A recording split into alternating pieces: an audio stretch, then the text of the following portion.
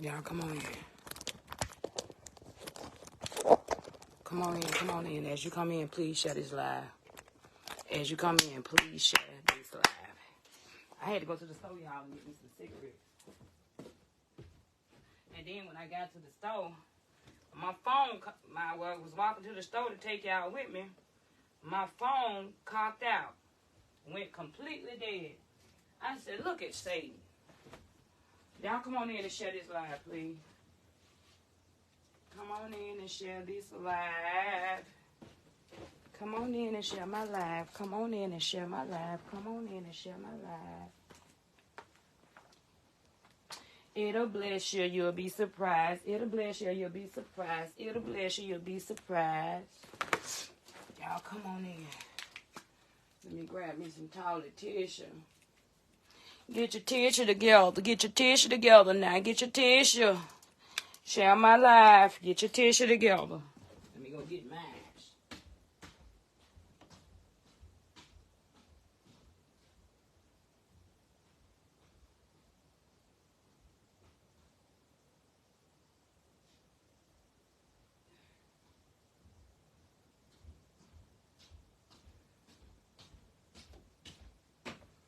You know, I got a big old nose. Yeah. Hey, babe. Y'all come on in and share my live, okay? Walking to the store, I always make my nose run. Hey. Hey. Hey there.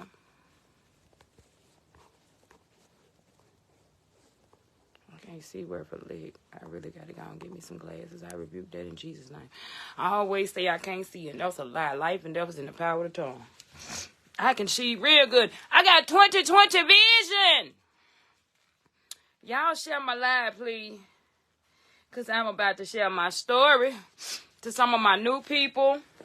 For those of you who are new and y'all have yet to heard Big Dime's story, you hear me?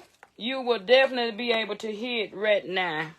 Share my live, please.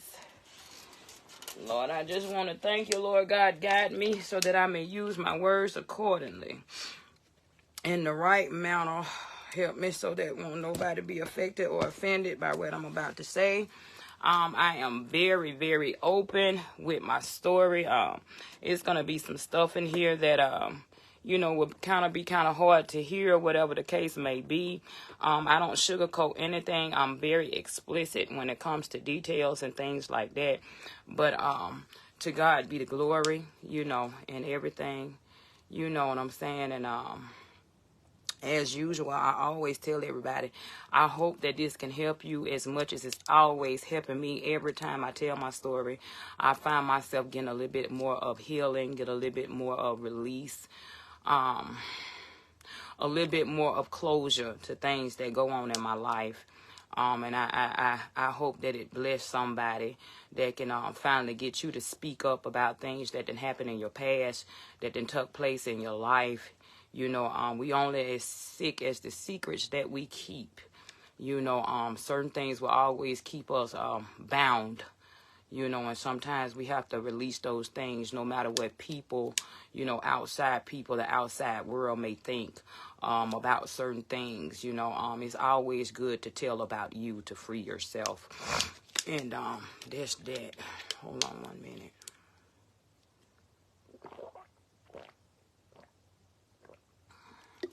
Hey, everybody. If I haven't got a chance to speak to you, I'm not going to go down the list today saying hey to everybody, but y'all need to definitely know that I love y'all. Each and every last one of you. All my new followers and my old ones. You hear me? And the ones to come. As you know, I am Big Dime. The biggest. And I grew up in a little city in Bessemer, Alabama. That's where we stayed at when I was a little girl. And I grew up in a home to where, we was like less fortunate. We didn't have a whole lot of things. Growing up for me, it was very, very rough. it was a lot of times to where, you know, I really didn't want to be part of that family. A lot of times I thought about, you know, divorcing my parents, you know, things like that of that nature, because we was just not as fortunate. You know, I was a little girl. I stayed getting cracked on in school all the time. People bullied me because of my size, because of, you know, my weight, because of my appearance, the way I looked, my nose. And elementary school, it was okay. As I got up in middle school and started coming to my little self, that's when the complex came, with my self-esteem. I found myself acting out, being the class clown, just because I wanted to be a part of, just because I wanted people to accept me. And that would follow me throughout my whole life. I didn't know nothing about it, but it did. It ended up following me. Growing up, I watched men in and out of our house all the time.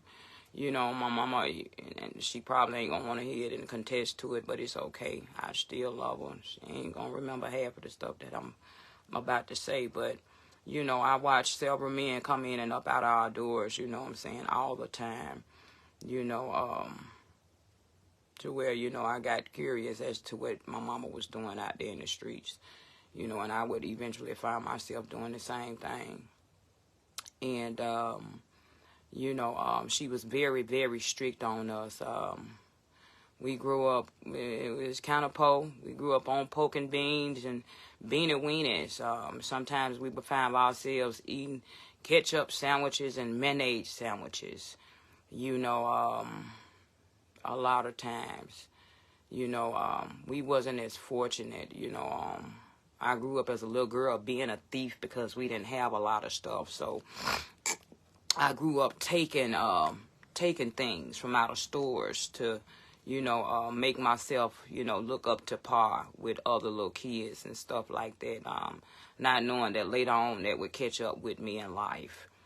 But we grew up in the projects of Belmont, Alabama, Little Vietnam, with Little Korea right across the street. So we seen so much happening out there as little kids. You know, my mom, she was back and forth from the club to praising God, you know, caught in a spiritual warfare. But we would see those things, you know what I'm saying, and taking place after seeing so many people. I've actually watched people get shot in front of me. You know, actually, we playing outside just to go find a body in the dumpster, you know, stuff to that nature. And it used to always be a tent coming out there in the projects. They'll put it in the middle of the field, and I would find myself at times going out there to sit up under that tent.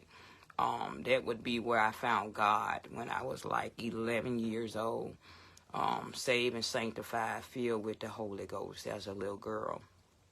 And I got saved, you know, after my mama, she stayed introducing us to church. We never missed a beat in church, even though she was out there in the streets, you know, doing what she was doing, you know. She always, you know, introduced us to God. It got to the fact to where we didn't really want to, she used to force God on us. I can remember when she used to make us sit down and read the Bible, and my brother, you know, he jumped clean through a glass window one time because he was just so fed up of reading the Bible. You know, yeah, we would get whooped for not wanting to read the Bible. So we really didn't have a normal life like other little kids, you know, being able to go outside and just play all the time, you know, because she was very strict on us. My mom would close she would nail the windows together inside of the house where we stayed at, you know, and to where we couldn't get out. It would be several times where we watched her place chains on the refrigerator doors so we couldn't go in and grab nothing to eat. Me and my brother and my sister, we like 3 peas in a pod. The enemy tore our family apart. You know, I truly believe that we wasn't as close to other family members either. I'm just going to say that. You know, everybody had their own little thing that they was doing in their families and stuff like that. It was once upon a time that we used to be close out there, you know, but we're not a close-knitted family like that anymore. My daddy ended up leaving. Him and her and my mom, they ended up getting a divorce when I was around about 12 years old. And I couldn't understand what was going on. You know, I loved my daddy so much. I think I kind of, you know, loved him a little bit that I loved my mom. It was the attention that I got from him. You know, I can't never remember a time to where I can't remember a time to when my mama just actually just held me in her hands to tell me that she loved me. I think she hated me so much because I was so much like her. You know what I'm saying? And I would be the one that would bring her that pain. You know what I'm saying? But we used to get beat as kids with extension cords and stuff like that. I still got whips on me to this day. And I said that I'd never do that to my kids, you know, no matter how hard I get frustrated or how hard I get annoyed by life, that I would never, ever beat my kids the way we got beat. We got beat so bad to where I took it upon myself to call DHI on my mama myself. I was removed from out of the home, you know, of course, but running away, I ran away from the group home up in Crestwood, the Salvation Army for Girls. I ran away from there with my best friend. I started running away a whole lot because I wasn't getting the love that I needed at home. You know, that's after we moved from Bessemer, Alabama. We moved there from there when I was like 12 years old. From the time when I was in middle school, that's when things started happening, you know, for me. We ended up moving to Ensley. My mama took us out of the Bessemer school system and moved us to Ensley. I think that was one of the worst things that could have happened in my life. When we moved up there, my brother, he was, you know, acting out because every man that, you know, that came in my mama's life, you know what I'm saying, he didn't want to accept this man as being a father, you know. So it's very important, I think, to this day that men need to definitely, you know, even if the parents, you know, the grown-ups, the women won't let you be around your kids, you know, when they get older, try your best to reach out to them, you know, when they at an age to where they can understand. And he didn't want to accept that, you know. None of us did, you know. Kids go through things when their parents are, you know, go through a divorce and stuff like that, you know. And I watched my mama get beat by my daddy a whole lot, and, you know, along with other men that came in her life, you know, I watched my mama get beat. I can remember down there in Bessemer, right around the corner from Joan Fountain, this little plant that sit on the corner up there by Church's Chicken. You know, a man that my mama dated, he had and came to the house and he kidnapped my mama. He cut her wrist, broke her arm, blackened eyes, dislocated shoulder. And we were standing on the porch as little kids watching him kidnap my mama. He took my mama to an abandoned house and she fought for her life to get away. You know, we thought my mama was gonna die, but she lived. She ended up breaking into somebody's house, and they ended up calling the police or whatever. And so we witnessed a whole lot of things as little kids growing up that kids should not have witnessed, you know, growing up or whatever the case was.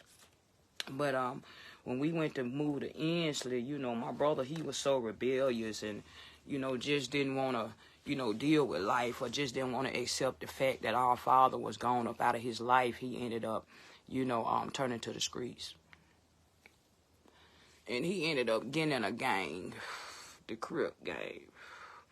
You know, not long before that, I would end up following in my brother's footsteps. But I'm going to bag up some. Right after all this was going on and happening, so much was going on, my mama had a whole nother husband and stuff like that. And, you know, he wasn't, let's just say, the best man that we wanted our mom to be with. And he was so rebellious. He used to try to whoop us and had my mama. I just think he just had my mama turned against her children, you know, and you could say she used to put some men before us, you know, yeah, pretty much. And that's what that was. And he would have her locking the doors, you know, down on us to where we couldn't get out. And, you know, if you keep a person in a box for so long, when they get out, they're not going to be used to society. They're not going to know how to act and things like that. And it would definitely play a big part in my life on down the line. You know, when my brother got tired of that, and he got tired of this man, you know, doing certain things that he was doing, and one day he waited on him to get off work, and my brother shot him in the head 3 times. He shot him in the head 3 times. Then he was 17 years old, and that would cause the whole family to be just separated at that time. I was a little girl, of course, you know, just backing up a little bit. I started dancing in the strip club when I was 15 years old. Started running away from home and trying to get away from life, and started trying to make my own money by myself. And while I was dancing in the strip club, you know, just as pure as I was, I would be introduced to so much that I was not prepared for. And that lifestyle with me being a little girl, you know, would bring on so much more. You know, I got introduced to cocaine when I was 15 years old. I started snorting cocaine because I didn't have no guidance. You know, like I said, my mom, she wasn't there, you know, like a mom was supposed to be. We don't fault her for that right now, you know, because it was a generational thing. My mom, even right now, she still feels some kind of way because she feel like her mama don't love her. So it was like a generational thing. And I started dancing in the strip club and started, you know, using drugs and stuff like that. And, you know, was just trying to find myself, you know. 15 years old, I just never had nobody to tell me about life or direction about life or anything like that. So I turned to other things, and wow, that would bring on a whole life. I can say I used to be ashamed at first, but I'm not no more. But, you know, I was out there being fast and trying to just do things on my own, looking for love in all the wrong places, that I ran into so much trouble. My mama had a family friend, and they were real close, and we used to go over there often. I was 15 years old. This man, he molested me, you know. He didn't physically penetrate me, but he tried to screw me.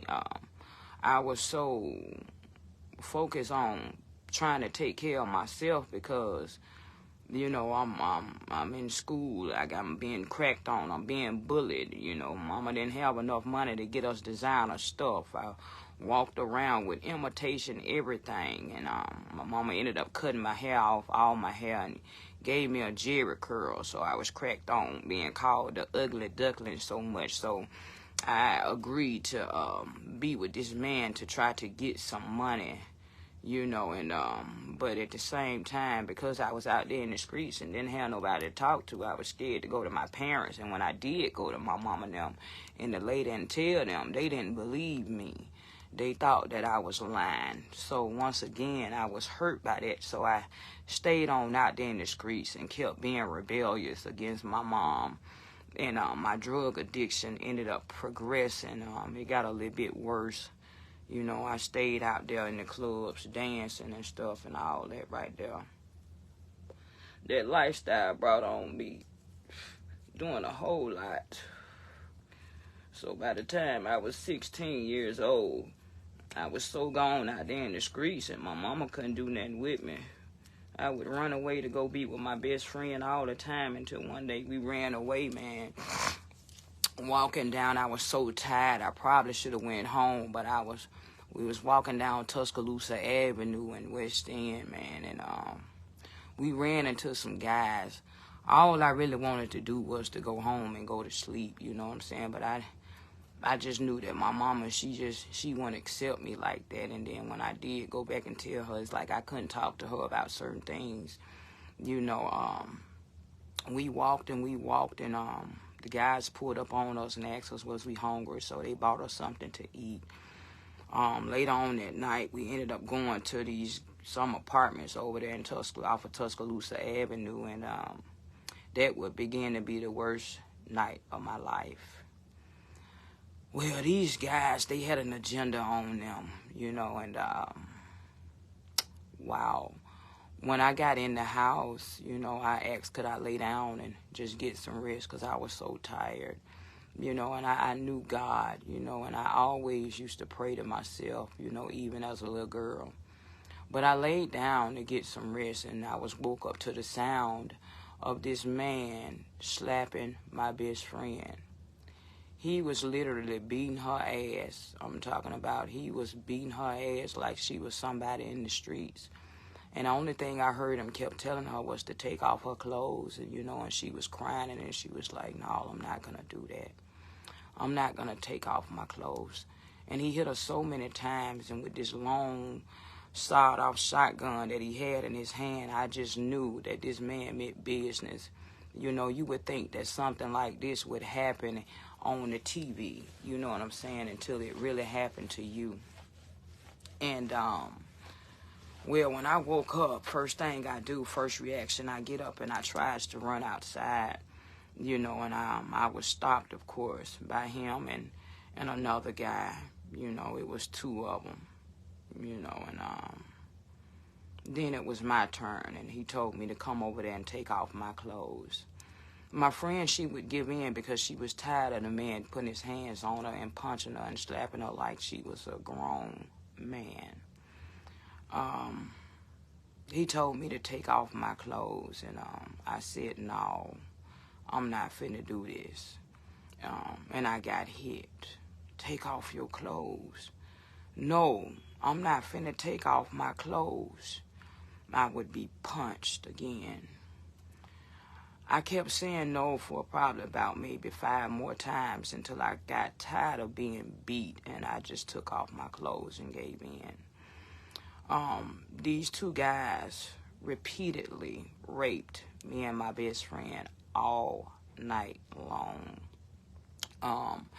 And as a matter of fact, one of the guys' sister was there, and she was pregnant, and she had a boyfriend with her, and I couldn't understand in the midst of all this how she could allow her brother and his friend, some men that was way older than us, they was like in they mid-20s, to do something like this to two small kids, because we were babies. It don't matter if we was out there running away or whatever the case may have been. You know, I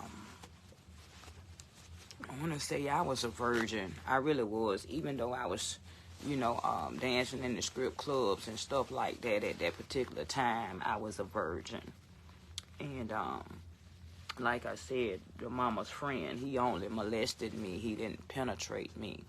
So I still was pure in my eyes, regardless if I was out there or not. And they repeatedly raped us all night, and they would bring other guys to the apartment because the sister, she was about to move or whatever the case was. And these guys would come over there, and they would look at us, man, and they would tell the two guys, he was like, we gonna sell them all night, man. We gonna get paid, and we can sell them. We gonna sell them all night. Well, as these other men came in there, you know, they had an oath to these guys or whatever the case was. But they was like, man, these are babies, man. We not finna mess with these girls. And but nobody never went out and got no help for me or my friend.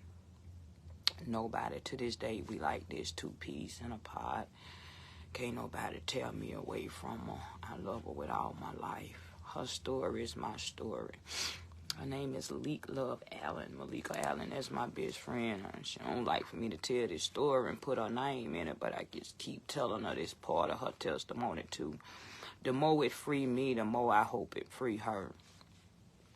And I love you, baby. And they repeatedly raped us all night long. So these guys didn't want to have anything to do with it. So they ended up, after they raped us, of course, they ended up separating me and Malika. And they ended up taking her somewhere else. They separated us, and I had to stay there with this guy. His name was Maceo. You know, I always call his names, because every time I call their real names out here, you know what I'm saying, the devil free me of those demons. And Maceo raped me all night long on a mattress. You know, I would be woke up to hold his penis while he peed. You know, I had never been screwed in my tail. I'd never been fucked in my ass before I was a little girl. And he took that away from me repeatedly all night long. Without no kind of lubricant of anything, this man repeatedly raped me. At that moment, I truly kind of hated God for a minute, you know. I hated him, you know. But before they separated us, this is what I did with my friend. They had us in a room by ourselves, and I said, Malika, you ever prayed before? She said, no. Right then and there, I grabbed her hand, and I started praying to God, and I said, God, if you can just let us make it out alive for this, Lord, I'll be a good girl, no matter what I have to do. And we prayed that prayer, and she was gone away from me, and I was right there by myself. All night long, looking in this man's face. I had never sucked so much penis in my life as a little girl. You know, I just wondered how somebody could just take the innocence from somebody like this. I never known it could, like, just really happen to me until it really happened to me. And he did this all night long. So, and I was beat all night long. I wasn't recognizable. I had so many knots upside of my face. Eyes just about closed. I couldn't even recognize my own self in the mirror. And the door to the apartment couldn't lock. I prayed after I laid down on that mattress with him, after he held me close tight to him. You know, when he finally took his arms from away from around me, he laid down and he went to sleep. And I remember that door didn't lock. I put my hands over his face like this, you know, to make sure he was asleep. And I got up very quietly, and I tiptoed to the door. And when I opened that door, I could see this pregnant lady and her husband or boyfriend laying over there. He was on the floor and she was on the couch. And they had a couch up to the door. And I could see the doorknob. I could see outside where the sun was shining bright. It was like I was quoting a scripture in the back of my mind. Lord, if I can just touch the hem of his garment, I know I'll be made whole. I just wanted to get out there to that light, and I know that I was going to be on my way. And I moved that couch back as slow as I could, so I couldn't wake nobody up or alarm them, because this guy was telling everybody that if your friend leave, we're going to kill you. And if you leave, we're going to kill her. At that moment, I could just pray and just hope that she would be safe, or whatever the case may have been. But I moved that couch, man, and I was butt naked with nothing on. And I ran down Tuscaloosa Avenue right there to the edge of the corner by Rally's. It used to be a payphone right there. But before I got to that payphone, it was a shop where men work at right there, sitting to the side. You know, a biker shop, a car shop or something. And I was running butt naked, and the sun was shining bright, and I was just so scared, you know, just didn't want them to chase behind me or whatever. And it was some men out there, and they was like, baby, come over here, we'll help you. You know, but they didn't have no good agendas. They was looking at me instead of looking at my body. I felt like they should have been out there trying to throw something over me. So I turned around from where they was and didn't go over there, and I ran to the payphone. And as I began to dial 911, another guy, he stopped the car in the middle of the road, and he threw something over me, and he put me inside of his car, and he proceeded to take me to my sister's house. When I got to her house, she said I was so distraught. I was so unrecognizable. I was so blooded up. She didn't even recognize who I was. But I kicked in her door, and I just fell to the floor. And she called 911, and the police, before they took me to the hospital, they had me to show them what had happened, where the assault had took place at. And I let them know that they still had my friend, because I didn't know if she was dead or alive. And when we got there, this fat bitch was standing outside pregnant. She had took all my jewelry off me and all that, my necklace, my rings that I hadn't got from my grandma Isabel. And I snatched them up off her hand in front of the police and let the police know that was my jewelry. They had her in handcuffs, but because I was a minor, I don't know if my mama ever pressed charges or not. And that's the hurtful part about it.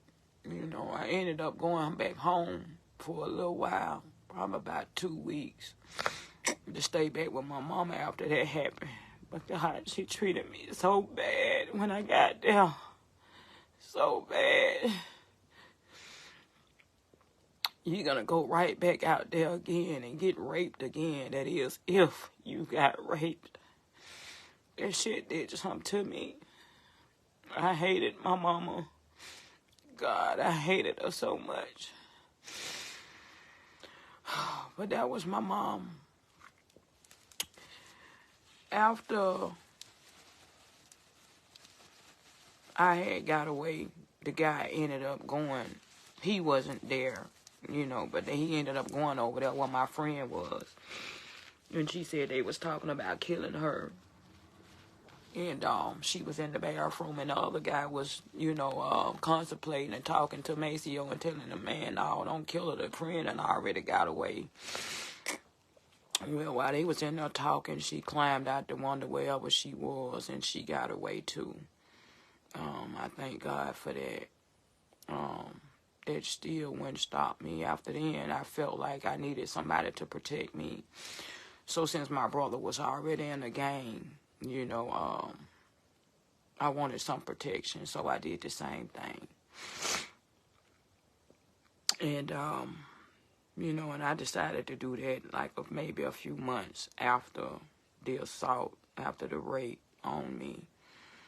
You know, and because I didn't want to get beaten, because I watched my mom get beat, because I've been beaten, you know, battered and abused, you know, I took the easy way out.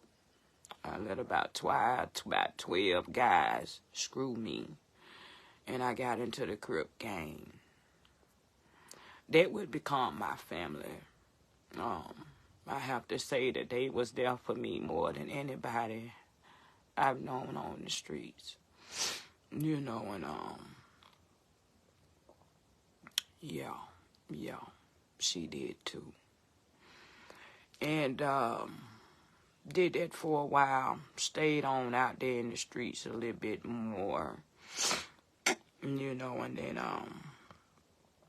hey, by the time I'm about 18, like I said, my brother, you know, he ended up killing my mama's husband, so he ended up going to prison, and that was my better half.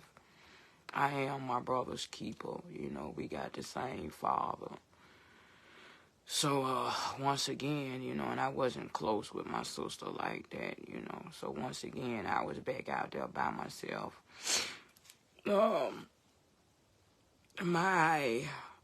My addiction progressed very quickly. family members knew that I was on drugs and stuff and like that. And later on down the line, I would bump heads with a whole lot of family members. One of my cousins, Kent Anderson, he had been molesting me since I was a little girl too.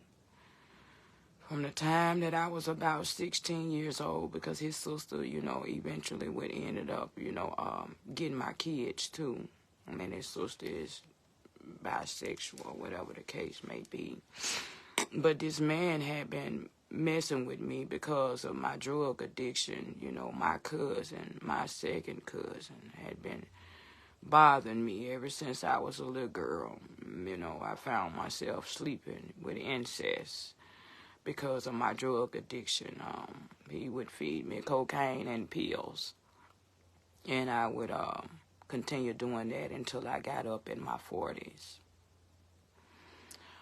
I also ended up having another run-in with another cousin. It's important that we as people, you need to find out who your kin people are. Because not only that was I out there in the streets like that, I ran into another cousin, which is my daddy and his mama is brothers and sisters. And Walter was locked up in prison for a while, and when he got out, I didn't know who he was, and at one point in time, I was sleeping with a female over off Second Court, and when he got out, he came over there one day, and I didn't know who he was. I had never seen him a day in my life, and he made an advance at me, and I thought it was kind of cute, and he started paying me for sex on a few occasions. I ended up sleeping with my cousin that I had never met before.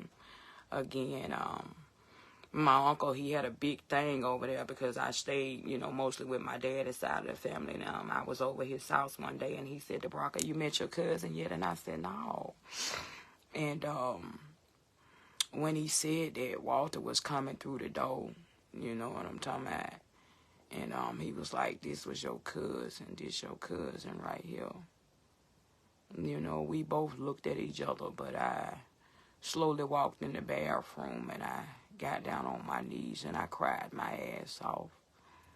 Because, I felt like, God, why I keep running into stuff like this? I felt real nasty. I just felt real fucked up. They mama lost custody of them, too, when they was young children. I knew his sister. I knew that was my cousin, but I never did meet him. And I never seen no pictures, never asked no questions or anything like that. This same guy, Walter, my cousin, he would also be the one to molest his own sister. He ended up raping his own sister when I think Kim was about maybe 12 or 13 years old. And she ended up getting pregnant by Walter. And, yeah. So, of course, she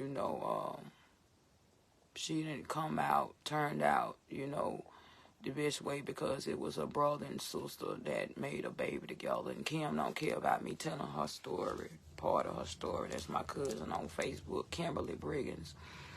But Walter ended up getting a baby by his sister, and Kiara was born, and Kiara had a whole lot of birth defects, and Kim was able to, keep her and get all the help that she needed. But as she got older, she would kind of get out of control a little bit, which forced Kim's hand to have her placed inside of a group home.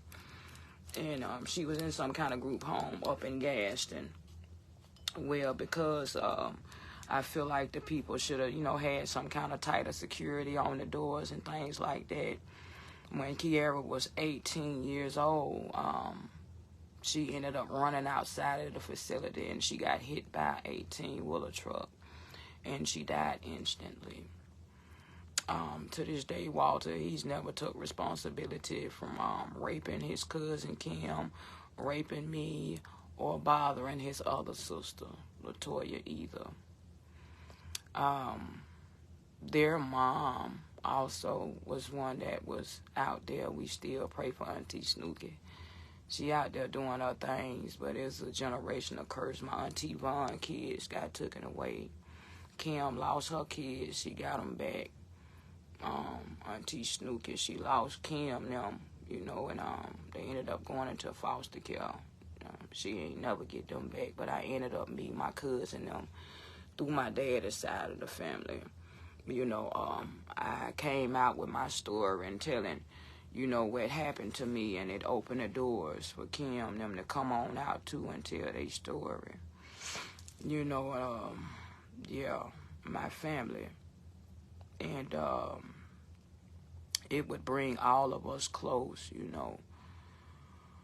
But, you know, when you do wrong, wrong always follow you. You know, Walter, he's back in prison now for killing his baby mama. You know, he killed her over there in Illerton Village one day, and he back in prison over there for that. You know, but before he left, you know, he would ask me, he would want to continue to sleep with me all that time, and I was so screwed up in the head and just didn't know what to do that, you know, I still kept doing it on some occasions, you know what I'm saying? Like, at this point, like, my mental, like, was just fucking with me, you know what I'm saying? Because I'm strung out on drugs, and I ain't got no support. No moral support, you know. It's good to have support when you're out there on them streets, you know what I'm saying? I didn't have anybody, no my mom, my dad, my sister, nobody in the family that I can talk to, so I had to deal with some of this stuff on my own.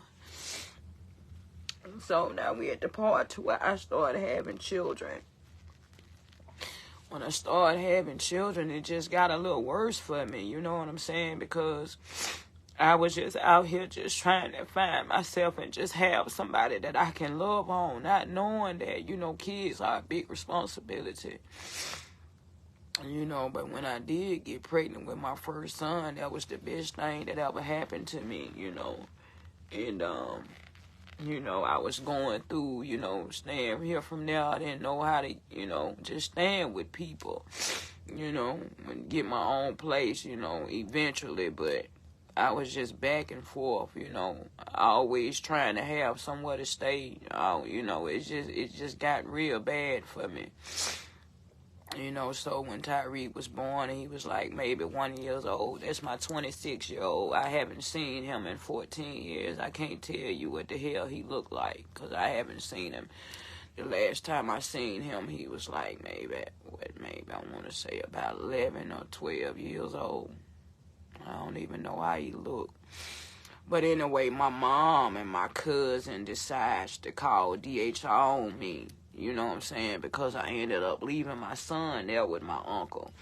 They claimed that he was a little crazy, but on down the line, we would find out that Uncle Tito had a real big tumor in his head, and that played part on how he acted, but he was harmless. He would have never harmed my child.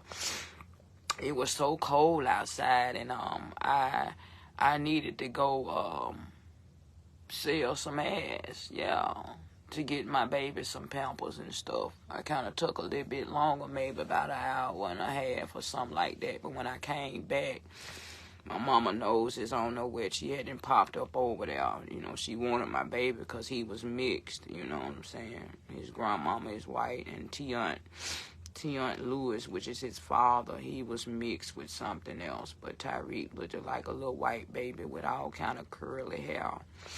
It was real pretty. He looked like a little Puerto Rican baby. Well, they got together because my mama wanted my child, man. You know, and they called DHR on me, and, you know, they took my baby away from me. When they took my child away from me, that would start my history, you know, of everything. I can't tell you how many times I tried to commit suicide, but I'm still here. every time I had a kid, you know what I'm saying, I was trying to replace the one that they took, you know. Boy, I would get custody back and lose them, get custody back and lose them, you know, and that kept going on. It just kept going on for a while. You know, the relationship with me and my mama, it was real bad. You know, every other day I was calling her a bitch and a hoe because I felt like that she hadn't failed me as a mother, you know. And, oh my God, she would continue to get custody of my kids, the ones that I was having. And I can remember one day the pressure used to be on me so hard because I loved my kids so much, but I was so young and didn't know what I was doing in my early 20s, man. And I was staying with my mama at one time, and we didn't have enough food in the refrigerator, and I was working at Food Smart up there in Crestwood. And my mama, the pressure was on me. She was like, you staying in my house, you know what I'm saying? Hey, we need some food in here. And I know Jabari needed some Pampers, you know. So I told her to come up there and just come up there and get a little stuff in the house. Man, my mama came up there and got so much stuff, man. When I tell you, she came up there, the only thing that was in the goddamn basket was meat. I had never seen so much. Boy, she had oxtails, chicken, rolls, Boston butt roast, ribs, just everything. I didn't see not a nail canned good in there. You hear me? And about 3 big boxes of Pampers. The bucket was so full when she came up through my line, I ain't know what to do. You hear me? I knew I was finna lose my job, though. You know, and I did this because the pressure was on me. Like, she got custody of my baby, and she allowed me to be there, too. And they liked me up there at that job. You know, and, boy, I tell you, my uncle was out there in the car with my baby while my mama was in there in the house, you know, in there with these groceries, man. And I just started ringing her up, you know, and the girl from the cash register next to me went and told the people that this was my mama. So the manager alerted the people in the back. I didn't know they had a little slight police little station there in the back, and they was watching me on the video camera. So the lady come from up there, and, you know, she grabs me and with the police, too, and grab my mama, and they take us in the back. The whole while, my mama so crazy, she sitting there telling me something. I don't even know her. I'm a woman of God. I don't know this girl. I said, Mama, give it up. The gig is up. We about to go to jail. You hear me? I said, give it up. I don't know her. In the name of Jesus, I don't know her. And this how she looking at me. I'm like, Mama, it's over with. We about to go to jail. They know I'm your daughter. They can look at us and tell. In the name of Jesus, I'm a preacher. I don't know this girl. Girl, stop lying on me. I don't know you, girl. I just said, okay, Mama. So the lady looked over at me and she said, Dabraca, why did you have to do this? She said, if it was anything that you needed, and she was a white lady, and she said, we would have been right there for you. She said, it's always good to talk to somebody, baby. But she said, it's going to be on your record for the rest of your life. After they got through adding all that stuff up, to have a felony on your record in Birmingham, this stuff has to be over $350 for it to be a felony. I was right there at $345, so when we got to jail, I told them that I would take full responsibility for everything, you know, if they just let my mama go. You know what I'm saying? And they let her go. And I took that charge. But it was so funny. While we was there, boy, I'm telling you, she had never but a whole while. On her mugshot, she was just crying tears galore. I'm talking about just tears. She was crying her tail off. You know what I'm talking about? I'm talking about I had to get her mattress and take it upstairs. And so finally we get upstairs. Then she want to act hard. A girl asked for some of her toilet tissue. She was telling me something. No, you can't have my toilet tissue. Just like you can't have my cornbread. You know. I bust out, started laughing, but I toted her mattress up there. You know, and then I took that charge, you know, for my mom, and they gave her a clean slate, you know what I'm saying? And, well, my baby daddy, he was right there in the store when it happened, because I used to do some other stuff for him, but I ain't gonna say about that because I don't want to incriminate myself into nothing, but he was there. So he seen me when I went to jail, and when my mama, she was in there mad at me, so I know, you know, because she was like, why did you tell them I was your mama, man? They gonna find that out anyway. They know I'm your daughter, man, you know. But I know, you know, after that she was going to put me out, you know what I'm saying? And, yeah. My baby daddy, Woods, everybody know Harris Wood. He owned that shop right there on 3rd Avenue. May he rest in peace. He died with cancer some years ago. So my son, Jabari, he never had a chance to get to know his daddy. That's one of my boys, too. That's my 14-year-old. Well, he finna be 14, September the 11th. I don't even know where he at. I ain't seen him since he was about 2 or 3 years old. And, yeah, I call him the infamous foe. You got the infamous foe. That's David, that's Tyreek, and that's Jabari, and that's Ebony. I always had a relationship with Ebony, with the lady that adopted her. And she used to always let me see my baby all the time. But me and her, we would bump heads too, you know, because I went there in their life. So, you know, I used to dread stuff like that. You know, once they got older, you know, they was real resentful towards me. You know what I'm saying? You know, say little stuff towards me, you know, that I know they don't mean just because they don't understand, you know, and I didn't understand either, so I acted out a whole lot with my child, and it kept me out of her life sometimes, too, you know, because she just liked me. In 5 Mile, we would bump heads. We would almost get ready to fight on some occasions, you know. I kind of, with me not knowing how to deal with life and stuff on life terms, I would find myself bumping heads with my daughter, doing the same thing that my mama did, you know, putting me in before my children. I'm just going to say that. But my child was 18. She was of age when that started happening, you know. But the relationship that we have right now is perfect. I'm going to say that. I thank God for bringing us back close together, because me and her both was stubborn, you know, and she got in touch with her mama, and that's all that matters. But David, when I had him, he would, I can remember our last visitation, because they ended up terminating my parental rights because I stayed out there in the streets, because there was so many family members that would be getting my children, and they would be doing me so wrong when let me see them. Everything was about money with my kids. They all had a price on their head because of, you know, just everything. Tyreek, he was getting a check, so it was beneficial to people for him.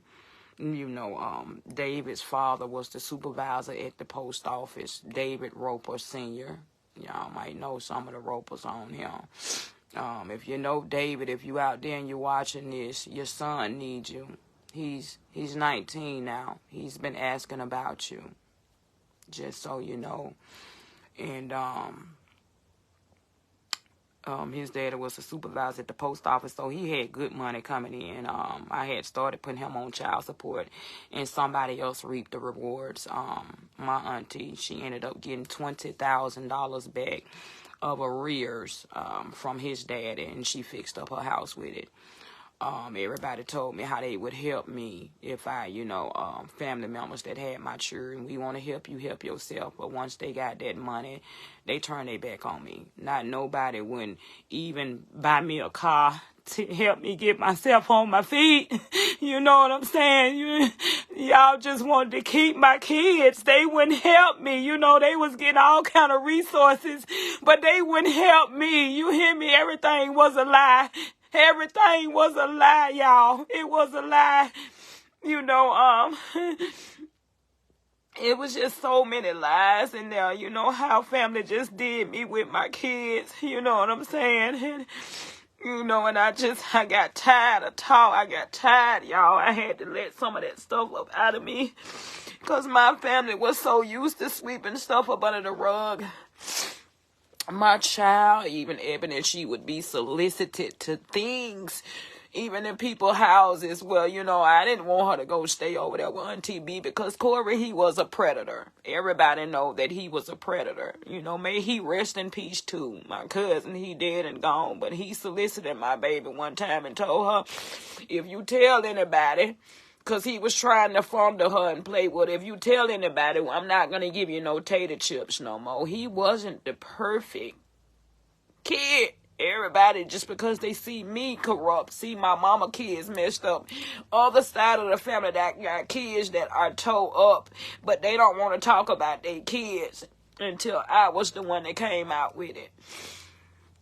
And her other son, I was so gone out there, man. All of them used to hang down there at the shop, man. And I was so gone off them drugs, man. And one day after leaving the script club, I'm up in there doing something. My cousin, baby, he come up in there, I'm drunk, and he trying to take me home and fuck me.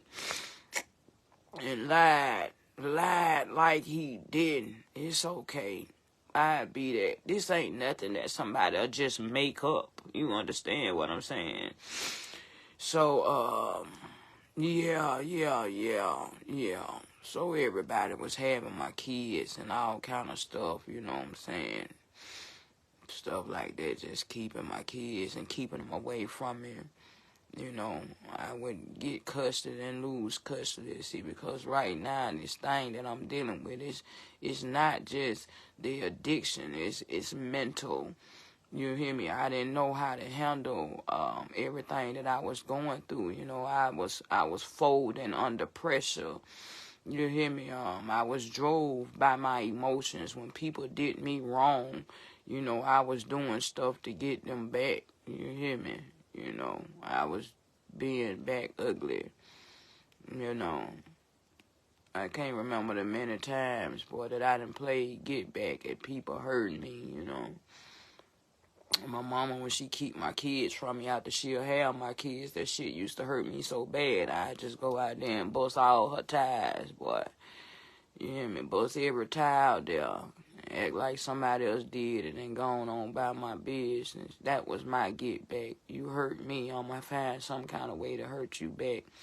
And I went through life doing that, you know what I'm saying? And, oh my God, so now my daddy, he ended up coming around. He ended up coming back in the picture. And, you know, I'm rambling around just telling y'all some parts of the story, but he would come back around when I'm in my early 20s, you know, but he came back, he would get clean. My daddy, he had he used to smoke crack, you know what I'm saying? I thank God he got him 4 years clean today. If you go back and watch down all on my lives, you know, I'm talking about go all the way back, way back in the days, you know. Just type in Dabraca videos, y'all will be able to see some of this stuff, you know.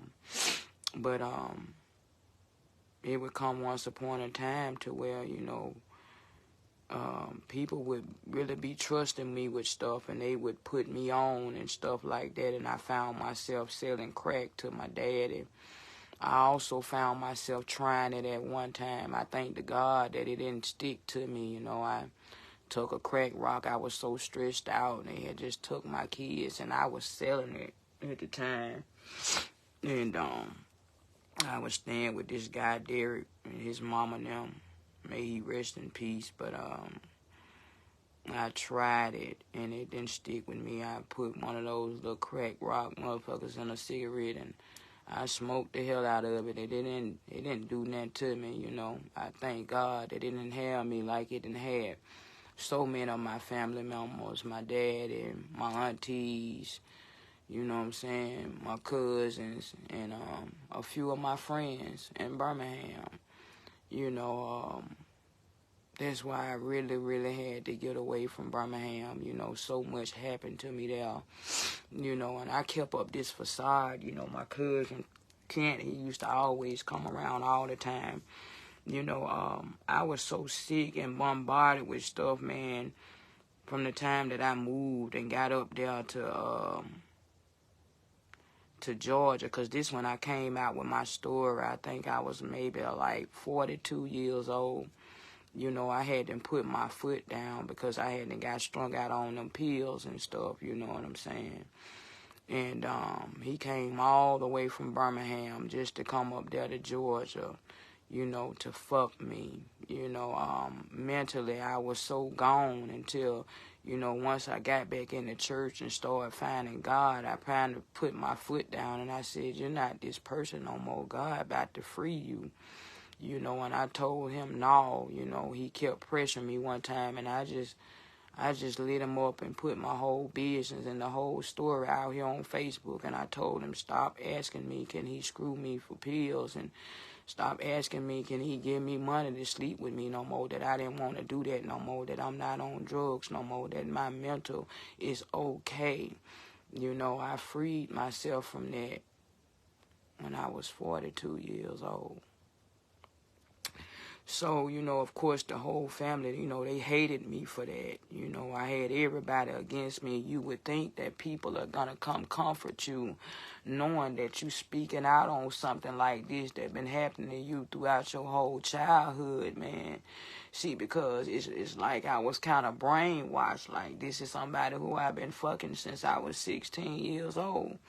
You know what I'm saying? So I kind of had a little bit respect for him. I had respect towards people that didn't deserve my respect, only because he was way much older than me, you know what I'm saying? And he knew better. You know, when a person is out there on drugs, you know, they gonna do anything and everything they gotta do to get their fix.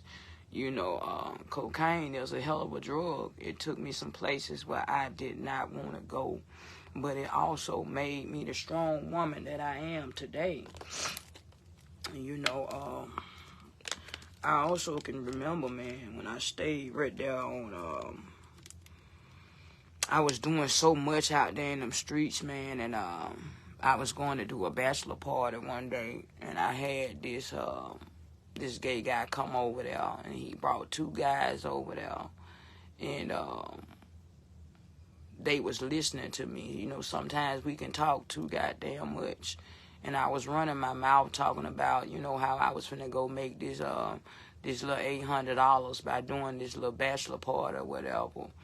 And, you know, they was sitting right there listening, and I called the dope man to come over there. And he served me. I ended up buying me 2 8-balls from him, a powder. And he came over there, and I was in there running my mouth saying that this the dope man right here. Well, those boys was listening. Later on that night, they ended up coming back. I don't know how the hell they got in my house. You know, I never experienced a robbery or anybody doing anything to me like that, because I always was a cool individual. Well, these boys, apparently, they was already in my house, and they was waiting on me to come back. And I was talking to him on the phone, and he ended up coming. You know, I was in there giving him head when they came. I sure was. I was giving him head, and they came in there with masks on, and they upped 9mm on me and him. They made Joe put his face inside the pillow. You know, and I'm standing up there, and the only thing that I could think about to saving my life was to say that I was pregnant. You know, so I sat up there, and I just kept saying, I'm pregnant, please don't kill me. Please don't kill me. But when the boy smiled, I seen them gold teeth, and I know that was, you know, the guys that this boy, Antonio, had them brought over to my house. And, they made him count, and they telling me, shut up, bitch, blah, blah, blah, blah. Went in my purse, got everything I had, including our cell phones. Went in his truck, got everything he had, including the money he had on him. And they took his keys to his truck. You know, I sat there and I prayed, Lord, I ain't never been no setup, bitch, no nothing. If I'm lying, God is a bitch. I ain't never been no setup motherfucker. You hear me when I tell you these guys, man, you know, they just came in, man, and just, I really thought that I was dead. I thought they was going to kill us. But they made him count to 100, and I got up under the bed thinking that was going to save me, butt naked once again. And the guy looked up under there, and he pointed the gun at me, and he said, bitch, you getting up under this bed can't save you. I started praying then, you know, and I can hear them talking, and the dude was like, man, they can't see our face, you know what I'm saying? Come on, man, let's go. So he got up, and they told Joe to count to 100 backwards, and he started counting, and they left up out their house. They left on foot. They went in no car. They left walking, you know, going back down. They stayed 3 photos down from me. Yeah. And after they left, he got up butt naked. I was on the phone trying to call the police, and this man beat my ass in that house like I was a Hebrew slave. He beat my ass like I hadn't stole some, y'all, and I didn't set this man up. It's just that I was talking too motherfucking much, you know what I'm saying? You know, when you talk so much, you know, when you on that goddamn powder, can't nobody keep your ass from being quiet. You'll tell everything. You'll tell all the family recipes and every goddamn thing, and that's what I did. You know, and it was unfortunate, but they came in there and they did that. Well, this guy, you know, after that happened and the police came and stuff, he disappeared, but his truck was still parked at my house because they hadn't took his keys or whatever. And, you know, the mind of an addict. I was so scared, but the first thing that I did, you know, after the police got there, I ran in there because I was so scared. The first thing I went to, instead of getting down on my knees and thanking God for letting me be alive, I went straight to the cocaine sack that was on the TV, and I grabbed it and I hit that a couple of times. You know, I don't never leave that part out because it just show, you know, how much we don't be thinking for real, you know. When you're on drugs, they tell you that's a disease. You know, I might be having people on here judging me right now, but, you know, we not responsible as addicts when you out there on drugs. We don't need nobody to talk about us, man. The only thing you need is some support from people. I never understood that until I got older. Support from family members, loved ones, friends, all that make a difference. With me being out there like that so much, Lord have mercy, I can't tell y'all the many times I tried to commit suicide. And I'm still here, you know. I knew that I had a calling on my life. I knew that I was special to God. I knew that He loved me. I knew that that was not going to be my life. I know that my testimony would be able to bring out a whole lot of people and save a whole lot of souls. Because deep down inside, I'm loved. I'm a big baby, but I love people. My heart is good. I only act out when people mess with me. And I do that very well. And I made it up out of that situation. So that scared me again, and I went to go stay with my uncle. I left my own house. And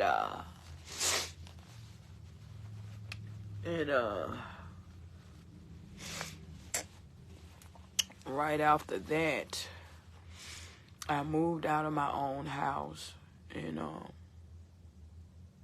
I was there cleaning up or grabbing some items. My mama was there with me, and she had her gun, and I was telling Antonio, I said, you know, them boys that you brought over him, them was the ones that robbed us, you know. And they had them broke in my house. All the stuff that I had packed up, they hadn't stole my stuff. They hadn't stole my washer, my dryer. And I followed the tracks doing the job better than the police. And I traced the tracks all the way around there to 3-4 houses down from me. They had stole my stuff. I called the police and sent the police down there and showed the police that these the people that came. And that's where that's where they walked from, down from my house. The guys he had them brought, he said they stay right here, and they was just that close to me. Well, I had told him that, and he ended up telling the dude what I said. Oh, good, said that y'all robbed him, and he came to the house while my mama was over there, and he had this look in his eyes like he really wanted to do something to me. Like if I had been there by myself, he would have did something to me. But my mama was standing there like my dear baby. She keep her 2 9mm. She got them. She still got one of them now, but we don't let her have no bullets in her because of the dementia that she got going on now. I'll tell y'all about that in a minute. But anyway, she made him leave from the door because he came there saying, bitch, you told everybody that I'm the one that robbed you. I said, you is. You did do it. You did rob me. You know what I'm saying? And, oh, my God. We was passing by the house one day, too, and I'm in the car with Antonio, and I thank God. I thank God for change, and I thank God for, you know, using some kind of sense, the little sense that I did have left. Antonio had let me get his 4.5, and we passed by there, man, and I was so hurt just by everything. And a girl was standing on the porch with my clothes on. My first mind was to really shoot at these people and shoot in their house, you know, and I just thank God that I didn't. You know what I'm saying? Because the decisions that we make, man, can follow us lifeline on down the line, you know what I'm saying? So I never did do that, but I did move up out of that house. And the guy, you know, after he seen my mama had that pistol in her hand, he did leave. You know, that house there it brought me so much trouble. It's a little house right there with Gibson Drug Store, and I stayed in that red and white house behind it.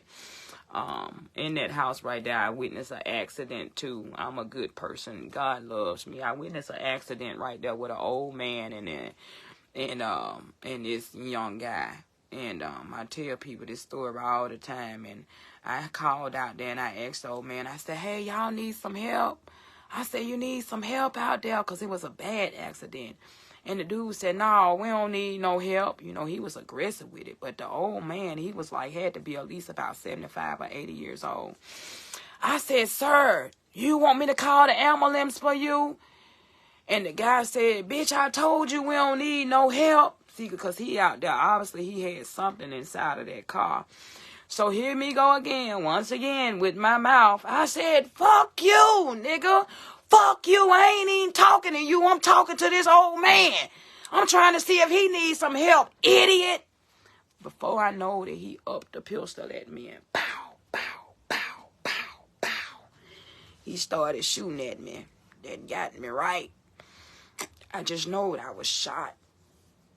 But I hurry up and I closed the door. I had a God block on me. Hey! I've always had a God block on me because of who I am. Because the way I was standing in that door, I supposed to got hit in my chest, y'all. It's like the bullet went clean through me. I supposed to got hit in my chest. The neighbors rushed over immediately, and then the guy, he took off on foot. They came over there to make sure I was okay. All I know is I hurried up and called 911. You know what I'm saying? And I told the police what had happened. I didn't even know. Ma'am, is you okay? I said, I don't know if I'm shot or not. Can y'all just send an ambulance? Because I was in shock. And it's just so many times that God didn't save my life that I know that I'm special to him. You know, and my, thank you, Lord. You know,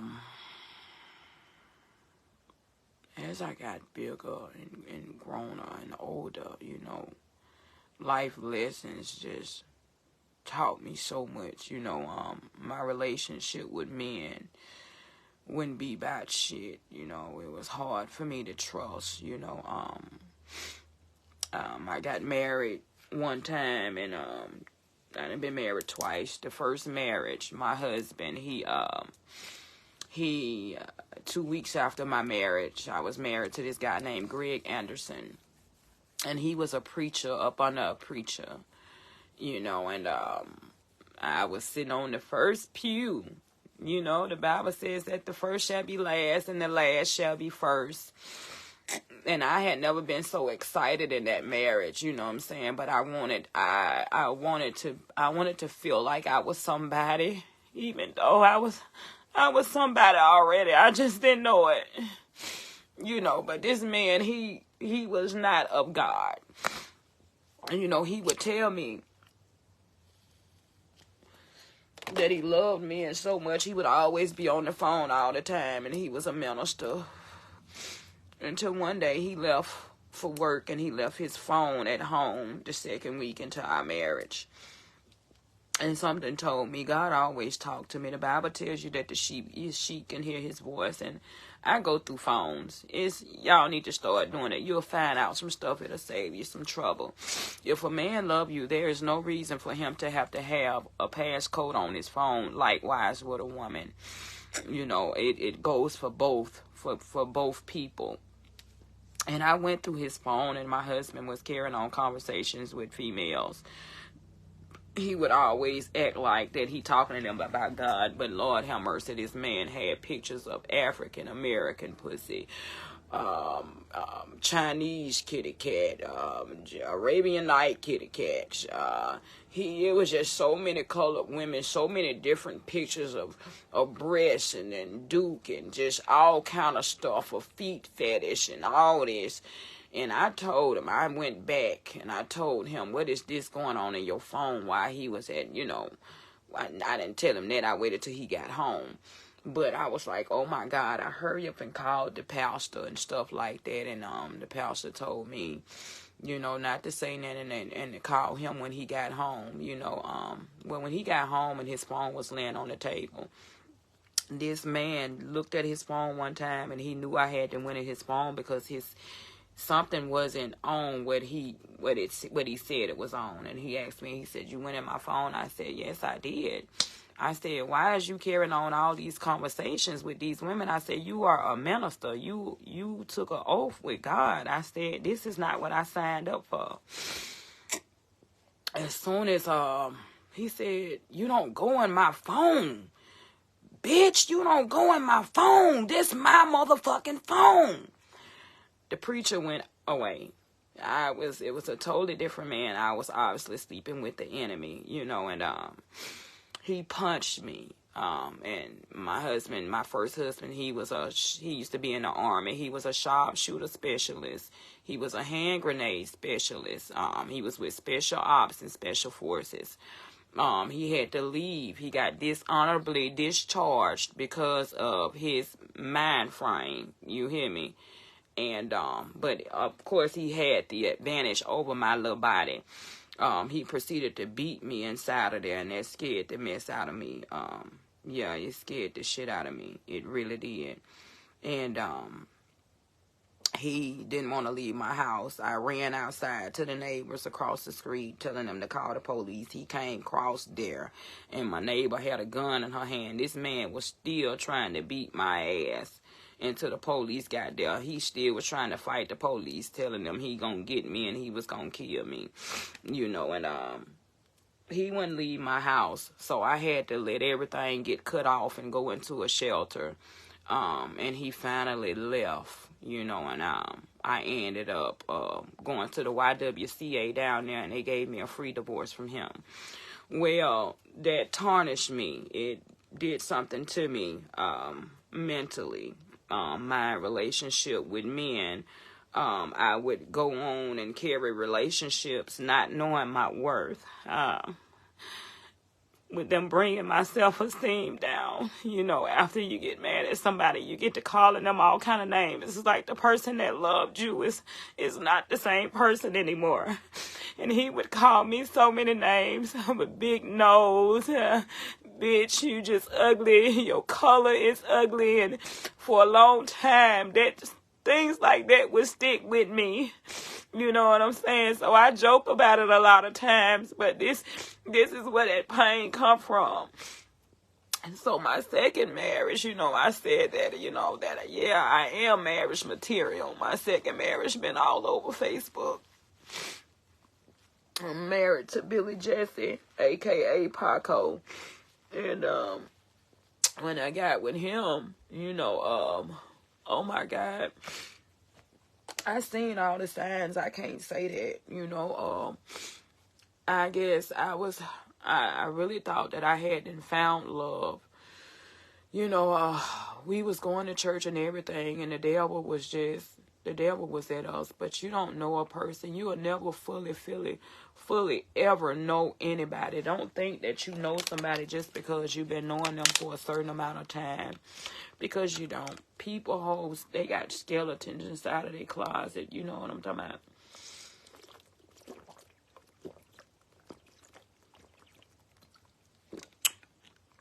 I didn't know that my husband, I'm still married.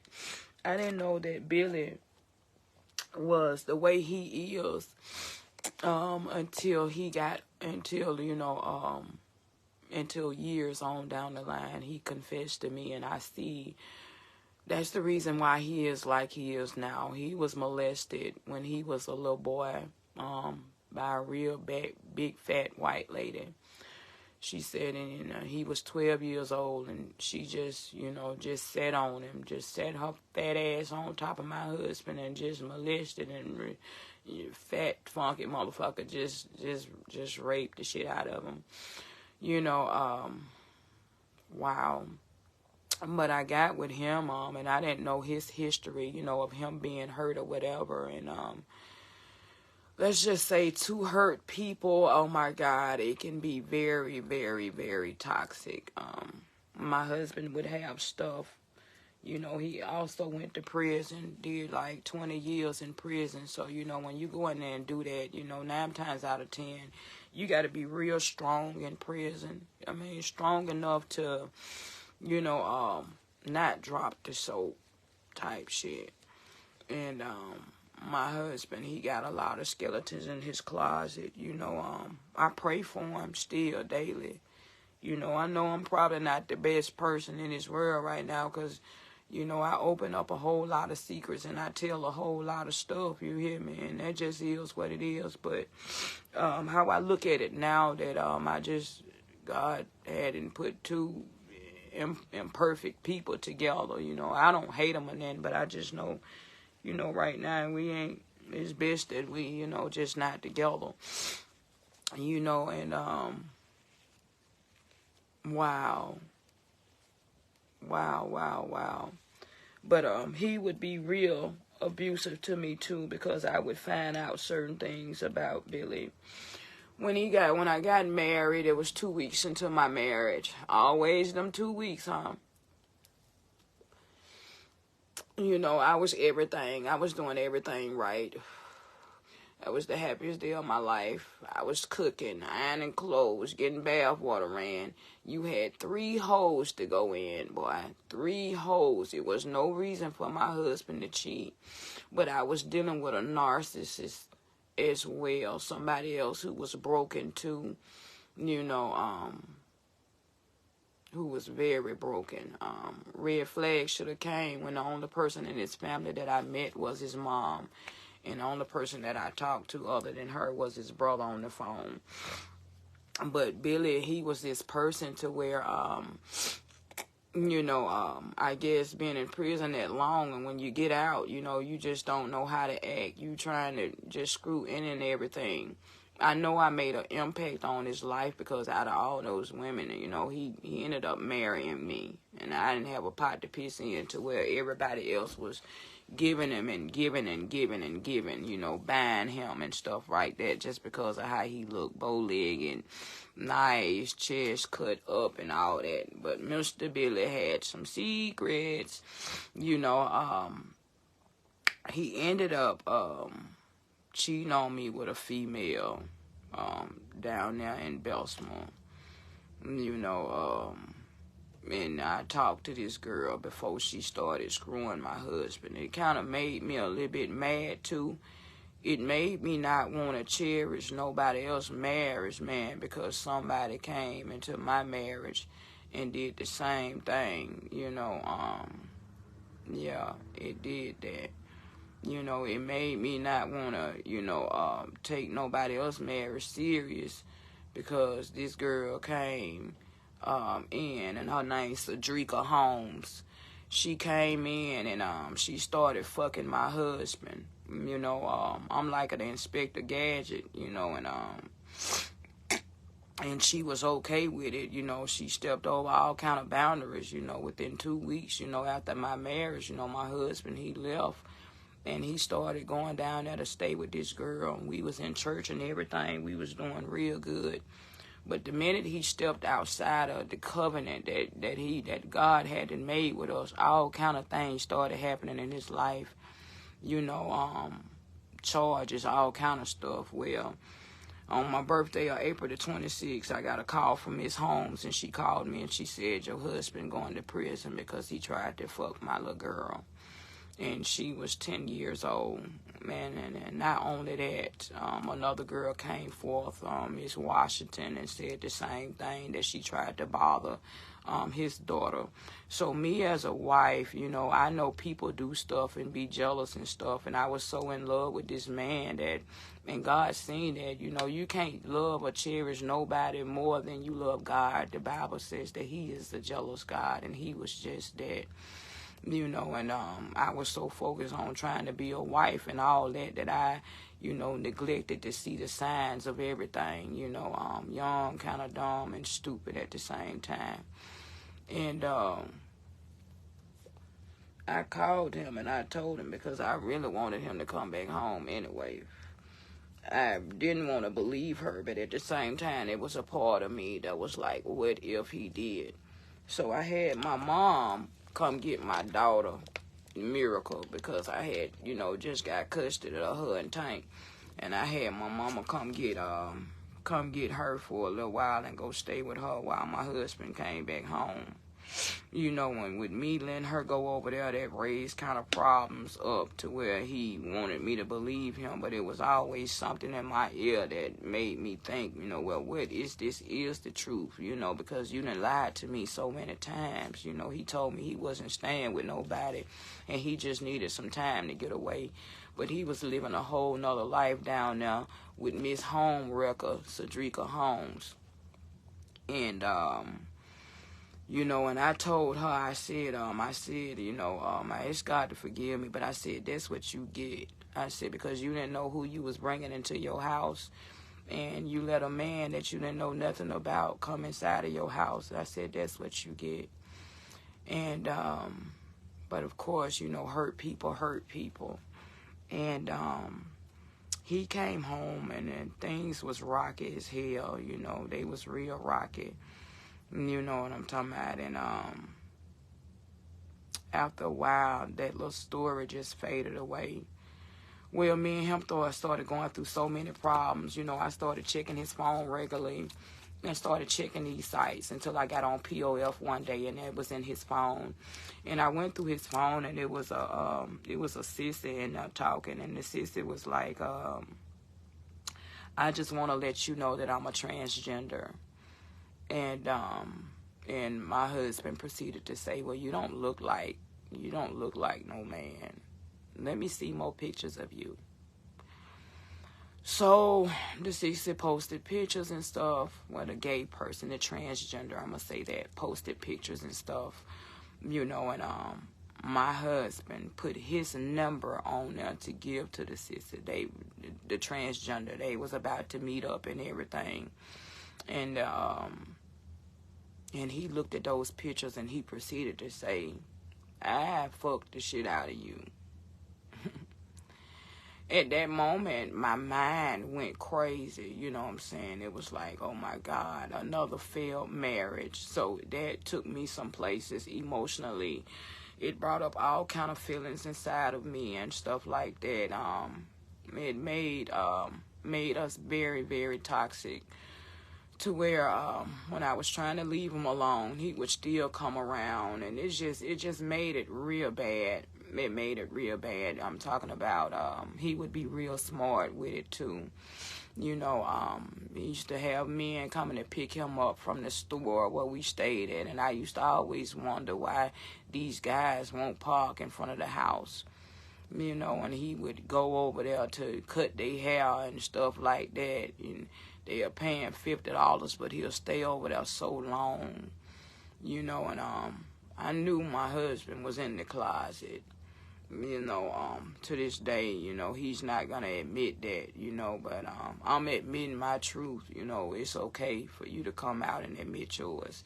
This is just our story, you know, and I ain't leaving nothing out, and I ain't fabricating that. I just got to say what I got to say. My husband, Billy Jesse Paco, you know, was having relationships with a man. And the crazy part is that because I was so broken and so hurt, you know, I was emotionally a wreck, you know. I tried to justify it and make it right, like saying that I'm screwed up too, you know. We both screwed up, so it's okay for me to still love him. You know, I had to move away to make myself to stop loving this man. I ran from Birmingham to get away from him. And he didn't think I would leave after so much had happened. He strangled me one time at the park, and then tried to blow me up inside of my car. And that's when all the charges and everything started falling on him. You know, I truly believe, because I'm a child of God and because of the calling on my life, you know, I just truly believe that that God just had my back, and just everything that he was doing, you know what I'm saying, just everything. And I left Birmingham and moved to Georgia because things got so bad. You know, you have to make yourself unlove a person. And when I got in Georgia, I stayed up there for about a year.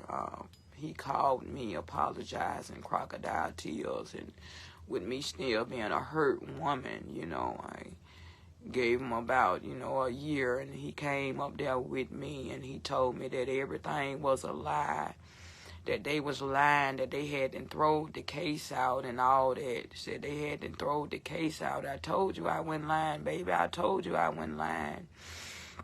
Well, I ended up getting a call. We started having problems up there in Georgia because he started coming up there doing the same thing he did to me in Birmingham. In Birmingham, I would be right in front of him. Him and another woman standing right here. He done just fucked her. And I'm looking at both of them in my face, and I was losing weight. I was down to about 112 pounds, so stressed out because I couldn't do nothing to these people because I know I had Tank and Miracle. You know what I'm talking about? And I kicked in the Southern Comfort door one time on him, and I had that little pistol in my hand, and the girl got up and helped him close the door. I can't tell you what I was finna do to them. I thank God that he done stepped in and saved me so many times.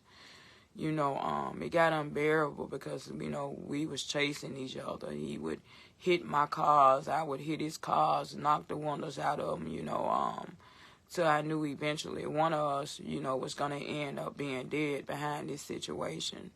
So I left. But when he got up there, when I got up there and got stable in Georgia, you know, I ended up letting him come right back, because I think that's what people, you know, that are domestic survivors do. Don't ask me why, but we do that. We always take the aggressor back. And I did, after he told me that everything was a lie.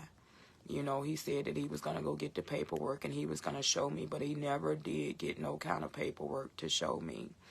You know, he only came up there doing the same thing that he did. And one day he was at work. I ended up getting a call. The people ended up finding my phone number because of the minute I had a PFA on him and some more charges on him in Birmingham for strangulation. I got pictures of that, of him.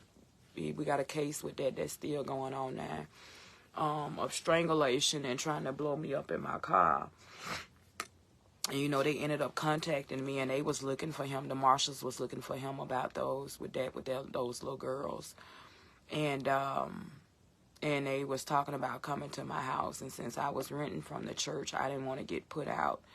So it was like, what are you going to do? Are you going to believe your husband? What are you going to do? I was placed in, you know, I was like mad because you lied to me. You told me that you didn't do that. But here we are again, and I'm faced with this, and you stand in the house with me right up under the nose of my child. You know, and I have caught him looking at my oldest daughter a few times, and I kind of bump heads with my daughter about that.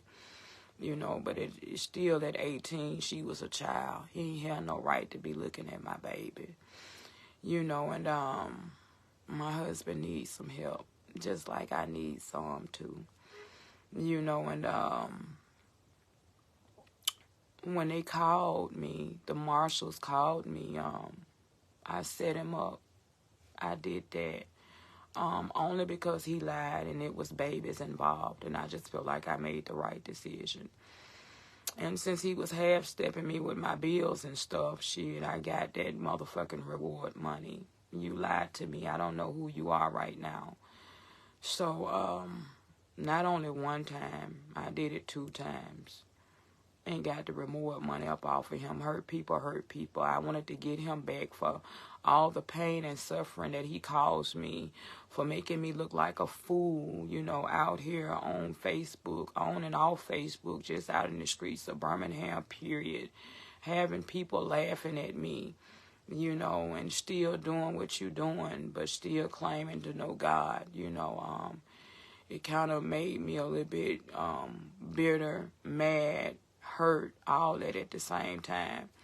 So I did that, you know, and it got so bad up there after trying to fix that, and, you know, he forgave me for calling them on him the 2 times that I did, and we tried to work out marriage through church. We was, you know, getting counseling and stuff, and it was just, the enemy was just present too much, you know.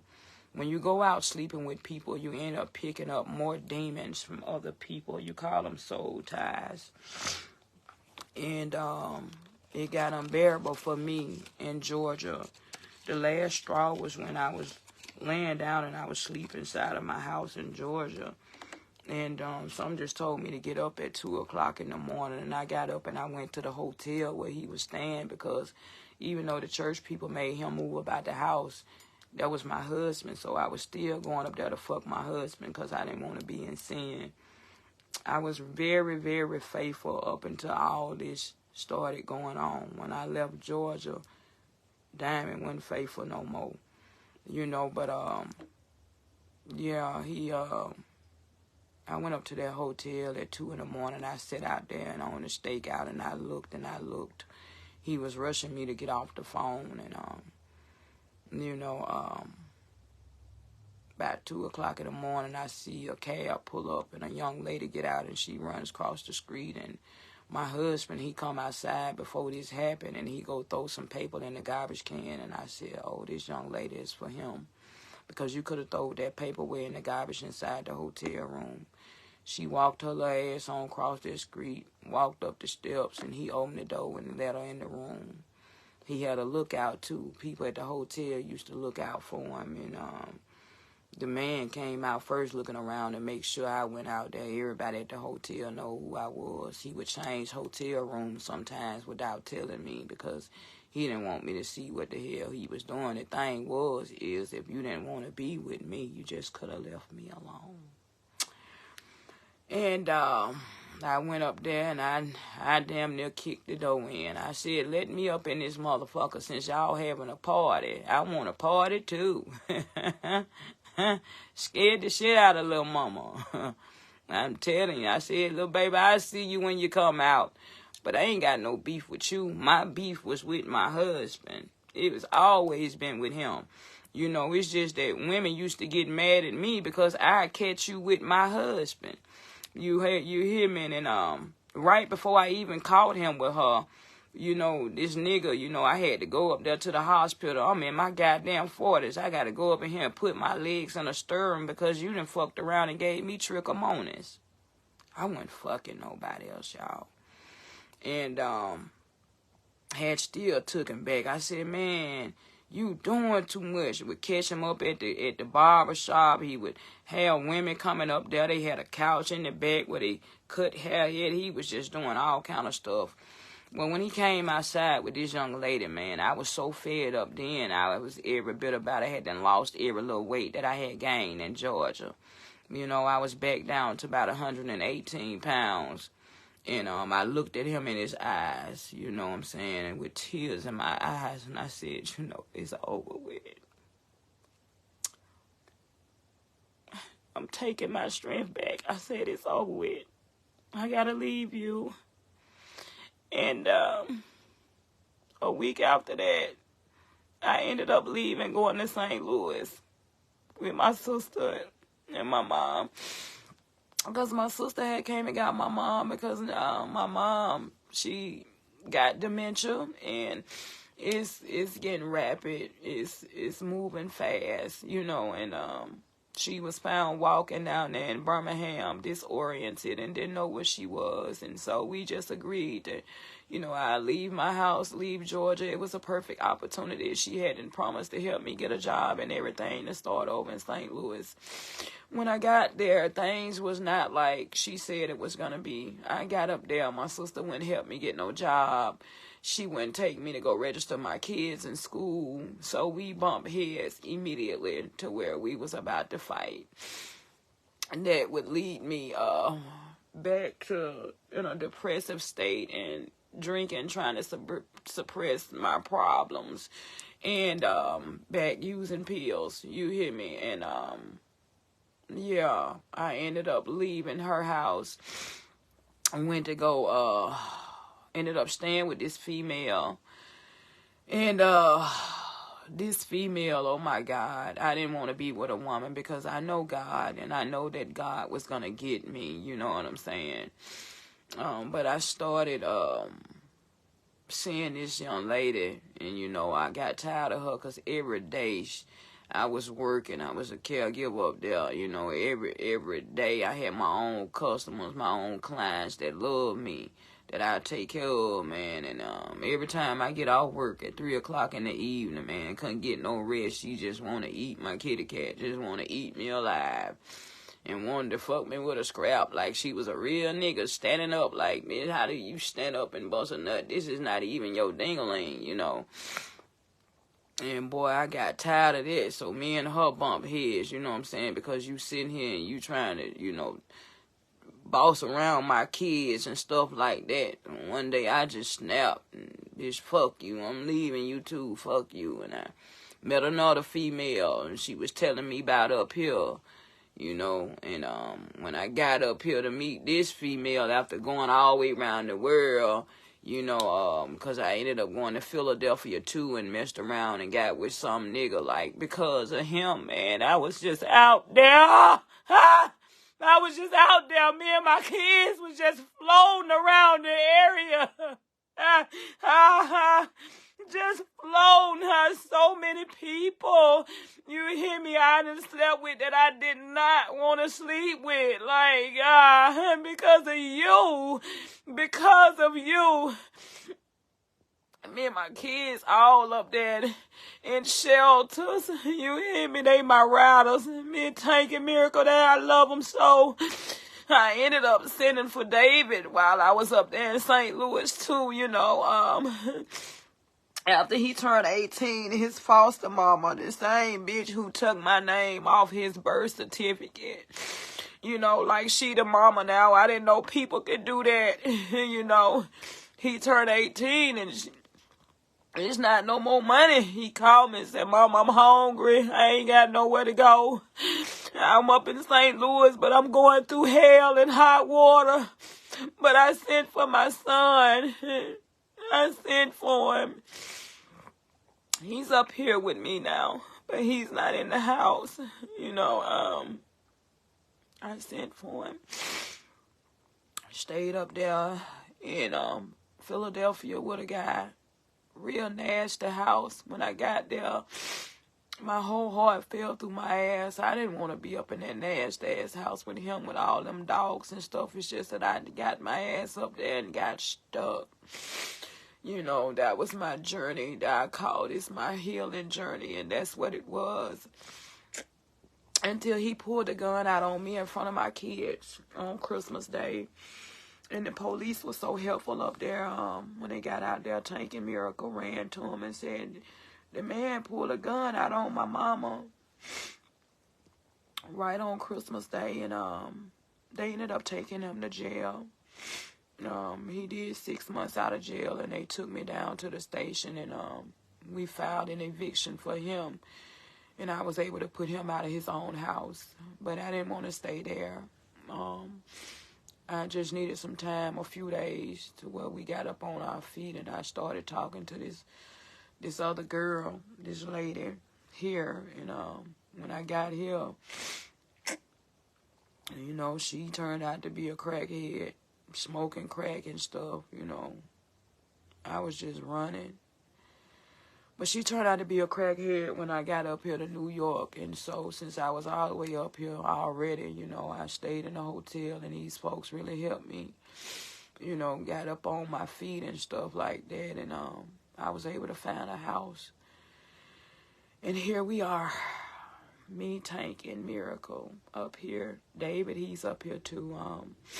This is my second time putting him out. He kind of rebellious. You know, and I get it. I understand, you know.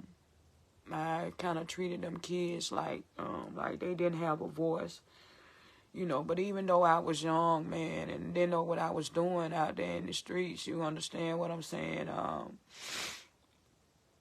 I had to realize, man, that growing up, man, and living a life that they had to live in foster homes and group homes and stuff, you know, they got feelings, you know what I'm saying?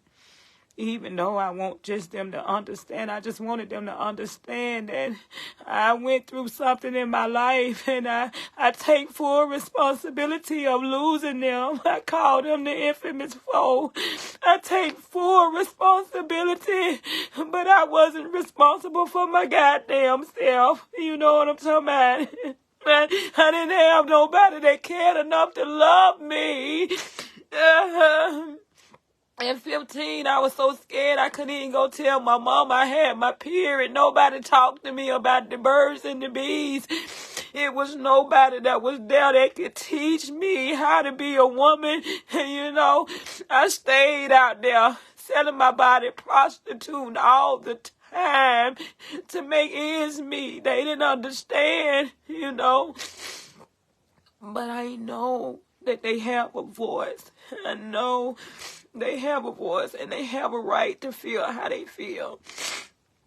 He's not talking to me right now because I'm not going to allow him to make me feel less than who I am. Like I said, my past don't live here no more. I love my son, and I'm going to always be here for him, but I'm not going to enable him, you know. If he wanted to come back home whenever, you know what I'm saying? If he was to do the right thing, my doors will always be open. But the minute that they see that, you know, I love them and that I got their best interest in heart, and I just can't help, you know, where I come from or who I am, that don't take away the fact that I'm still your junkie mama. You hear me? I'm just new and improved now. You know what I'm talking about? And this is our journey. This is my journey. That's my story. I own that story. That's mine, and there's so much more to it. It's a lot of things that I left out, but that's the majority of it. Eventually I'm gonna stop procrastinating, and I'm gonna write a book. You know what I'm saying? And I'm just gonna tell everything, inside of that book, and not leave nothing out. And I just truly believe that it's gonna be a #1 seller. It's just that I'm still battling with stuff. I'm not perfect. I still got a whole lot on my plate. Like I said, this is just the beginning. This is just my journey. Everything that I do now from here and on out, y'all, my supporters, everybody, y'all going to be here for me.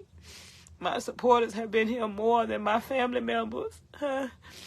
I'm really hated by the family because of me coming out, telling on Kent and telling on Baby and telling on Corey. And just telling how the family did me with my kids. Like, don't nobody really like me right now when it's okay. I still feel like I'm special. I feel like God got me up here for a reason. I'm set apart. You know what I'm saying? It's his way of showing me I don't need nobody. Like when your mother and your father forsake you, I'm here. Today my daddy, he got 4 years clean. 4 big years. I'm so proud of him. I'm my daddy's girl. I don't talk to my mama as much right now because, like I said, the dementia is taking over her. Me and my sister, we don't talk. We bump heads because of how she did me and my children when we got up there. She left us out to dry. She left her house and moved in with a man, leaving me and my children outside. If that was the case, I could have stayed my stupid ass back in Atlanta, in Georgia, where I had a house. I didn't have to leave a house that was fully furnished, but in Georgia, I had everything. Life was perfect. The only thing was I was just trying to get away from Billy because he was my weakness. I think God brought me this far to make me as strong as I am right now. To slay the many Goliaths that's in my life. And, hey. Ta-da! Hear me ears.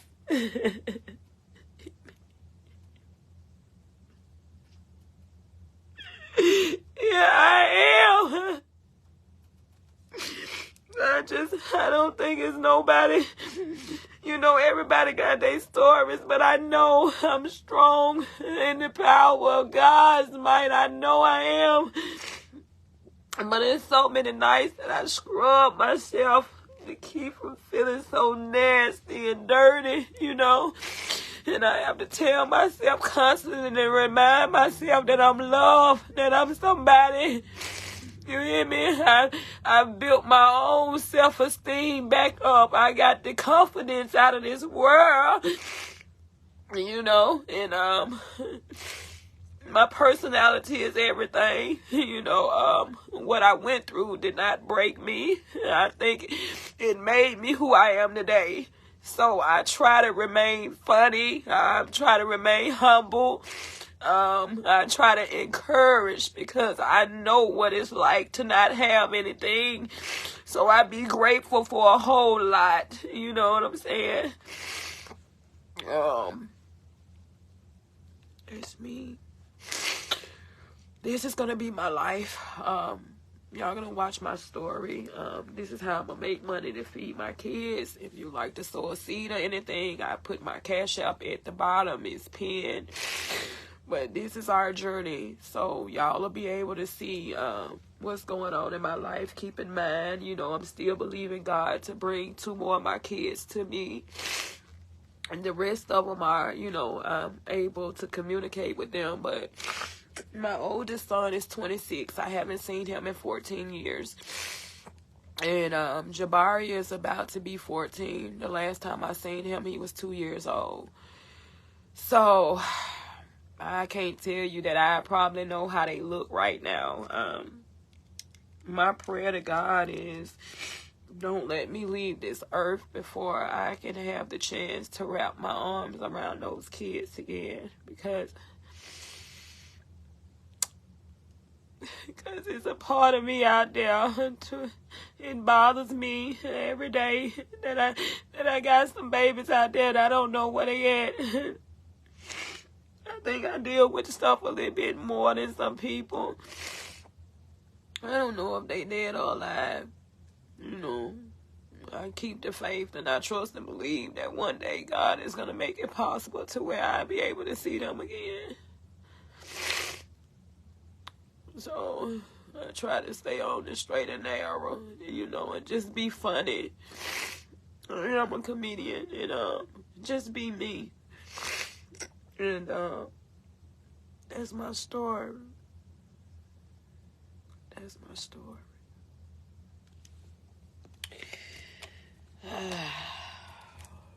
Told you. I use up a whole tissue.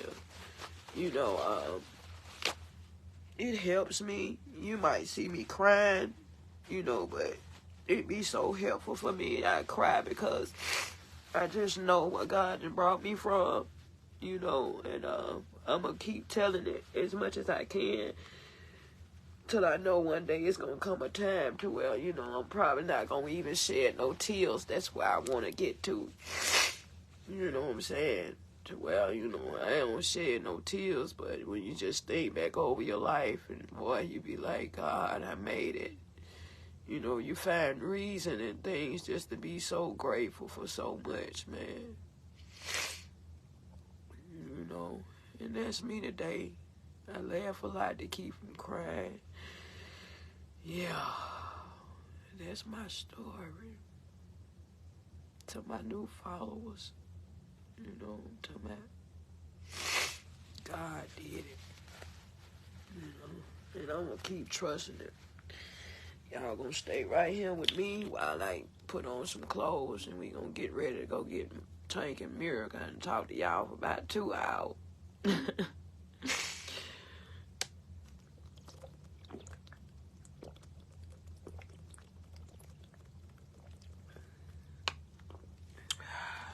I'm awesome. To the other Debracas that's out there, don't be scared to tell your story. You know, you might just be able to save somebody's life. You know, yeah.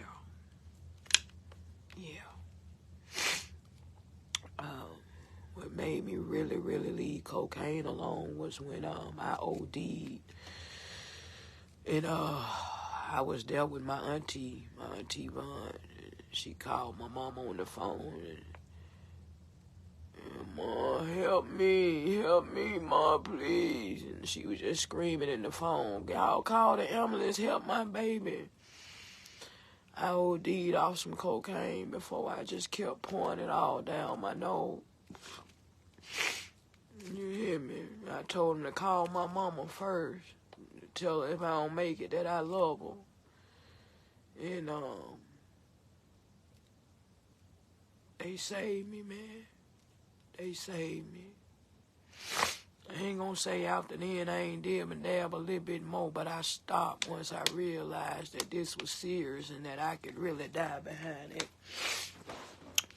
I don't got no cartilage in my nose. As you can see, my fingernail go clean through the other side. And they was telling me, they said, Miss Lord, if you keep snorting powder, you gonna end up busting the blam on your main vessel in your nose, and we're not gonna be able to stop the bleeding. And I haven't had the taste that want to get high no more. You know, as I look at Tank and Miracle, you know, I've slowly but surely been getting on, you know, on the straight and narrow. You know what I'm saying? Trying to do the right thing for the right reasons, man. They my second chance. You know, I'm just gonna keep going at this thing called life. You know what I'm talking about? And keep telling my story, keep being grateful, remain humble. You know, just see what God got for me. You know what I'm talking about? So, yeah. So that's why when that guy, he was being all nice on here and stuff like that. But that's why when he came to me, you know, it was perfect for it to go with my story. Because remember, Mr. Bob, he blocked me too yesterday, and I blocked his ass too. But Mr. Bob Lewis, last night, he wanted to come on over here and Geek Freak. He was trying to bring me some X pills and some cocaine last night. So Diamond did not get fucked.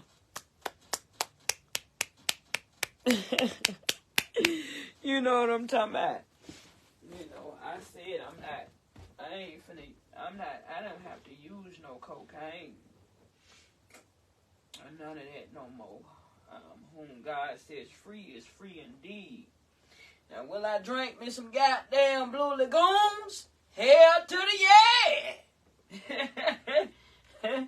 Yeah, I'm gonna drink me some Blue Lagoons, goddamn it. You goddamn right I am.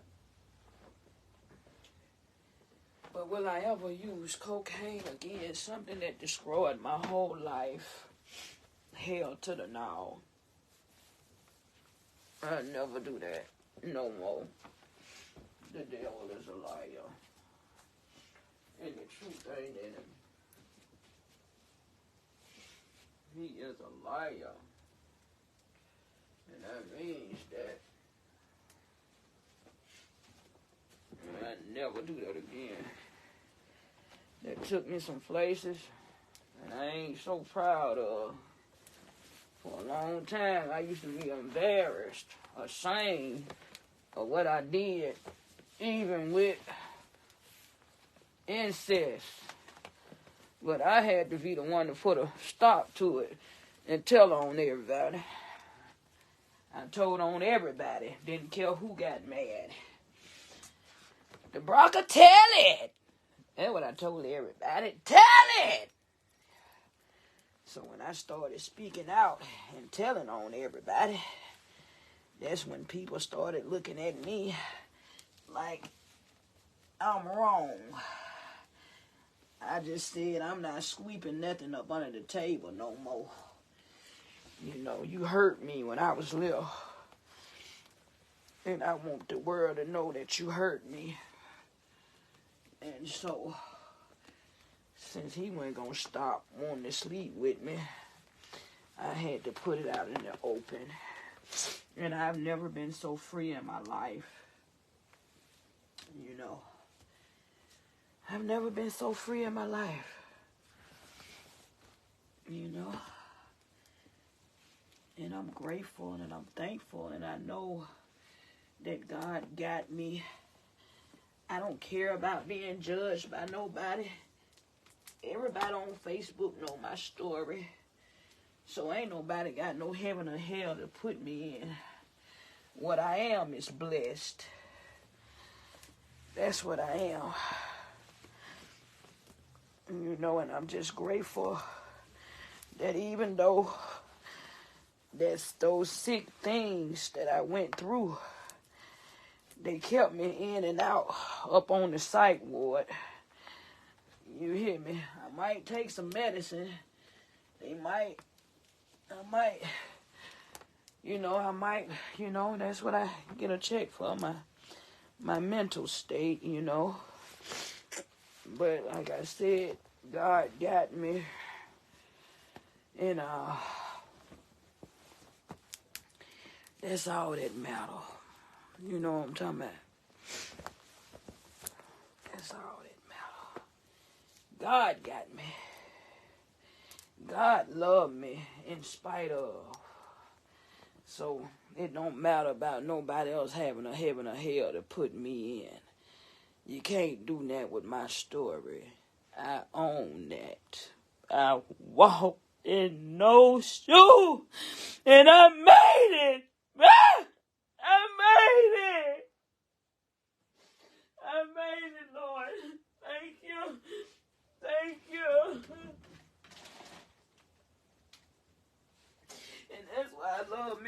Tank so much. I love all my kids, but they changed my life.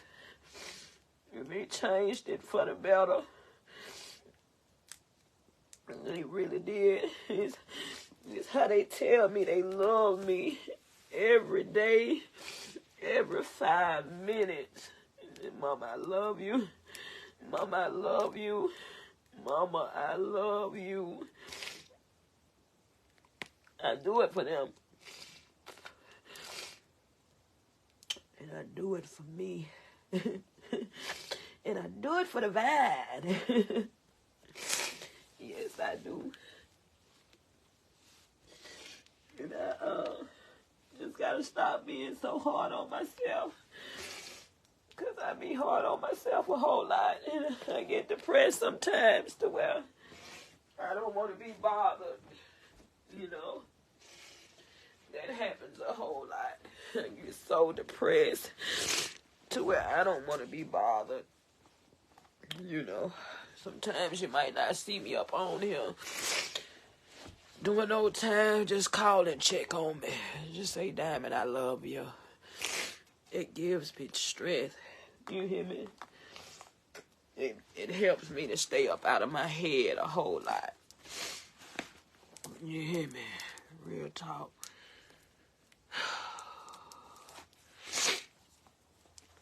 So I just go on. The enemy been fighting me so hard. Like I can't get up on my feet. My car situation, just everything. He just fight me so much. And I just keep going. I just keep moving. I'm so crazy. I got some crazy faith. I just believe one day somebody gonna bless me with a nice car. Here, Dabraca. This is for you and your kids. You know, it happened in other people's lives. Who is to say it can't happen with me?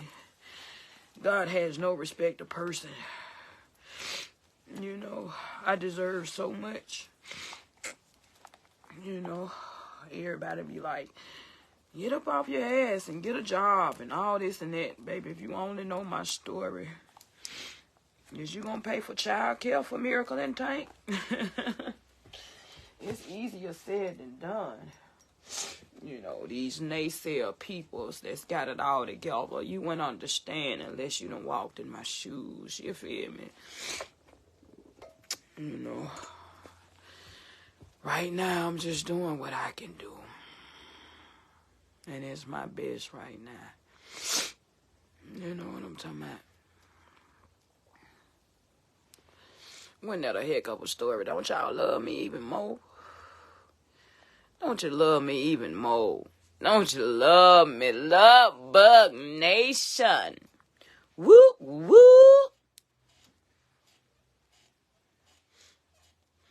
You feel me? I don't be caring about nothing. I don't be caring about nobody talking to me or none of that. One thing I do know that you got to be careful who you put your mouth on. Because big God love me. Everybody that done did something to me, he get them. He get them every time.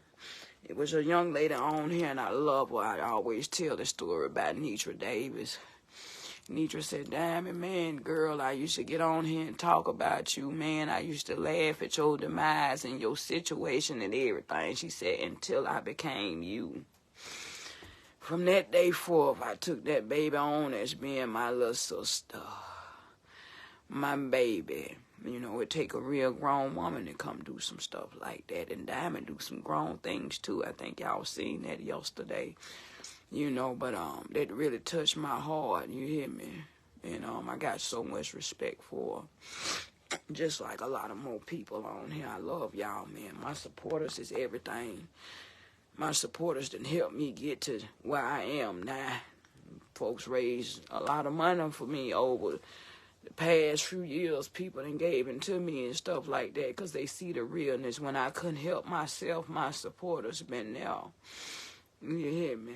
And I love y'all. I love y'all to life.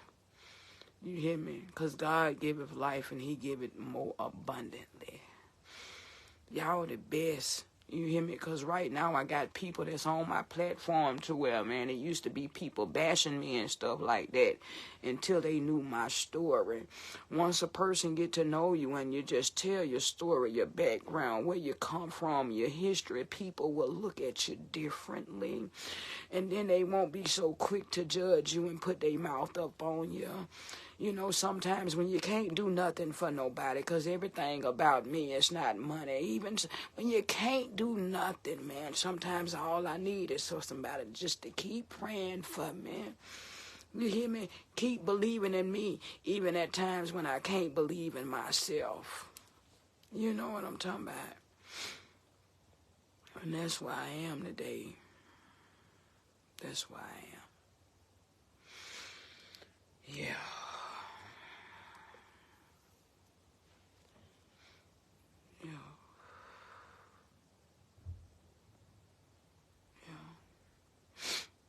I'm a survivor, like so many other people out there. Don't let nobody put baby in the corner. You rock. And you need to know that. And to my daughter, I'm nothing like my mama. Although she is a wonderful person, everything that we went through, man, guess what? I still love her to life. I love my mom. You're supposed to always love your parents and cherish them. I don't hold her accountable no more, you know, for nothing that we had to go through. And that's real talk.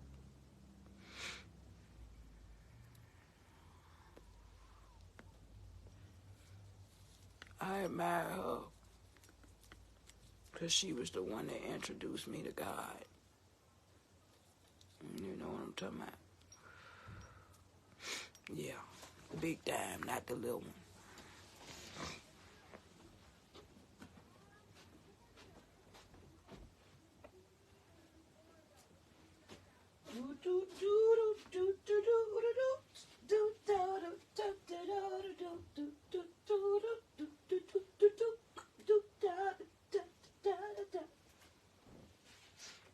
Yeah. Little big head diamond self. That'll be me. That'll be me, little bud. Yes, man. We finna just go on a journey to go pick up Tank and Miracle.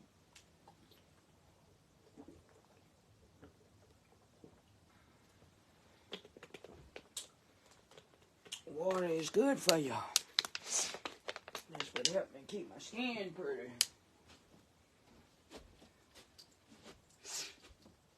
Yeah. Yes, indeed. Let me put on me some lip gloss. Because I know these lashes is about to come off. Anybody else ain't got no lashes? You cried them off, didn't you? I know you did. I know you're a crybaby. I know you cried your lashes off. Yes, you did. I know you did. That Tank and Miracle ain't gonna stop me. I know they want something from the store. I promised them. I don't make no promises I can't keep. So I don't got to look out for my babies. I told them they can get them a toy.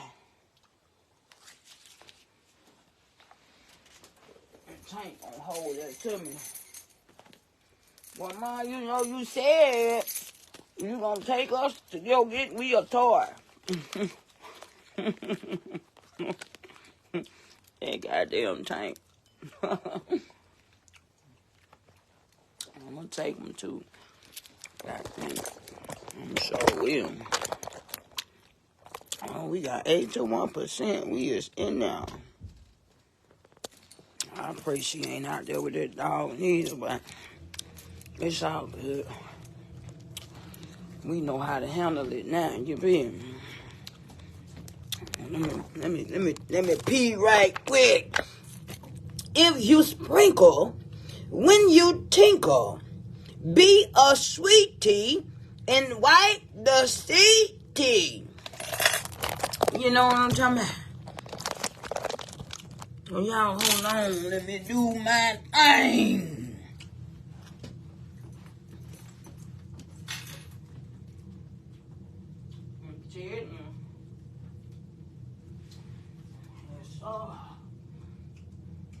Now I took the whole roll of tissue in my room. Thank God for more tissue. Tissue Nation and wipes. Wipe that killer Carter back to life. We don't want no PP on me. You know what I'm talking about? We don't want no Peter Kitty Cat. No, no, no. Heck no, we won't go. No, no, no. Get somebody else to do it. Nah.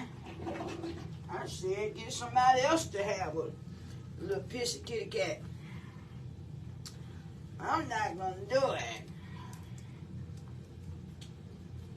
You know what I'm talking about?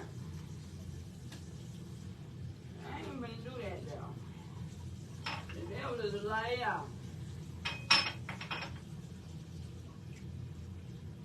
I'm gonna keep it right all my life.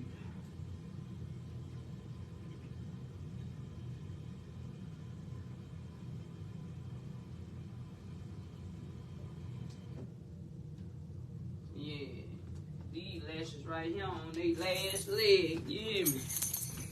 They on their last leg, baby. I'm gonna pull them on. That's y'all ready?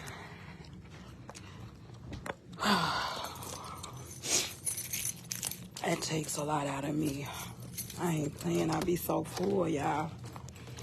I be so full when I sit there and I share that story and talk about God.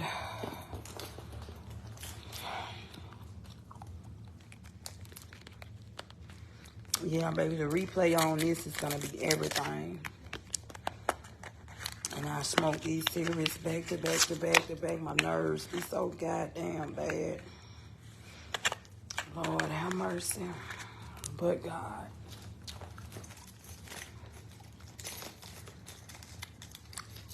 When you live the life I live, you don't smoke no motherfuckers too.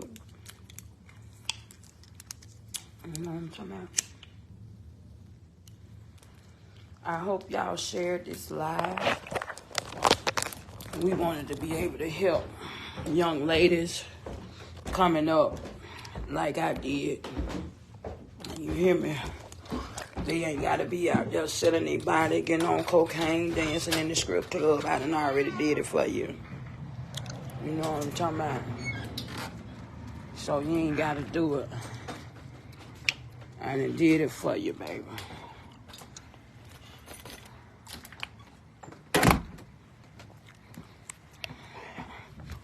Let's go. I want to get my cubs.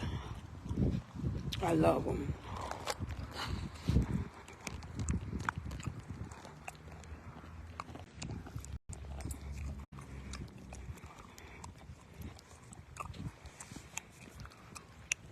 You know what I'm talking about? I love them for real.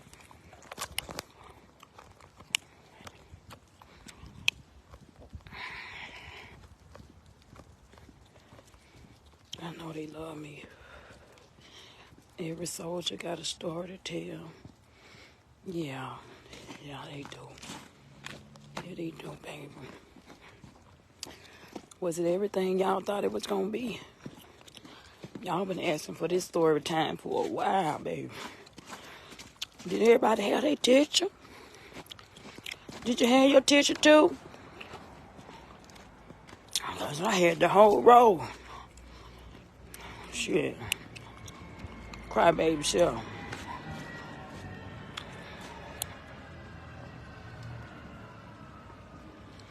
Yeah, I knew it.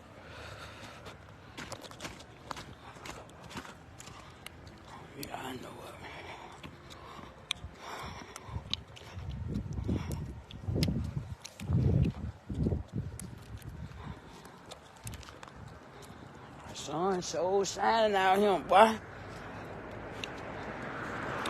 Got it a little warm out here, you know what I'm talking about. You missed it, Rosina?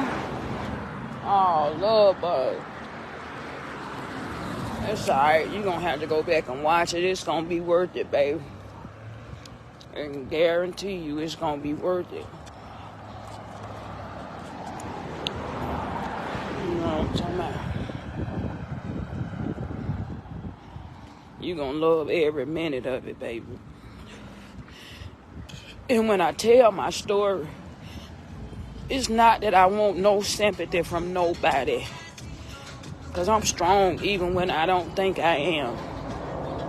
I just be want a person to empathize with my story. You hear me?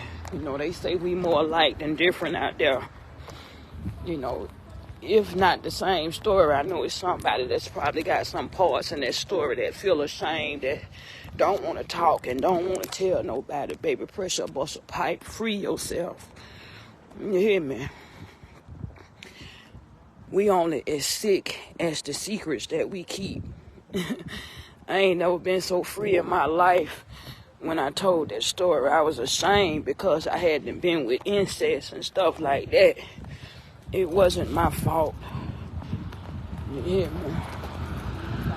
Nothing was. Hey, little bitty puppy dog. I like the little ones. They be alright. It's them big ones that I don't like.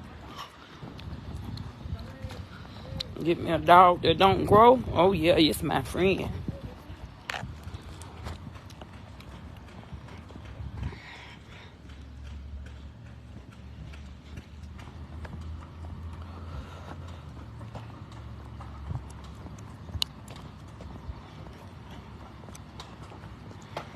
Yeah.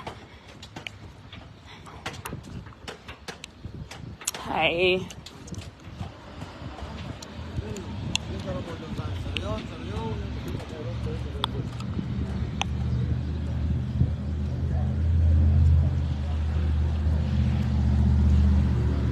We're out to see the wizard, the wonderful Wizard of Oz. You know what I'm talking about? Yes, sir.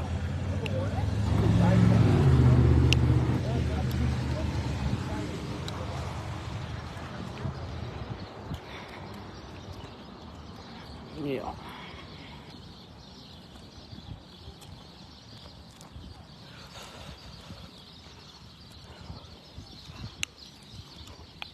I walk with a limp cause my heart heavy. You hear me? I'm ready for my close-up, Mr. Demir. Yes, I am. Here she go right there. She stay in that house right there. Look over the truck. The dog in the house now. Home sweet home.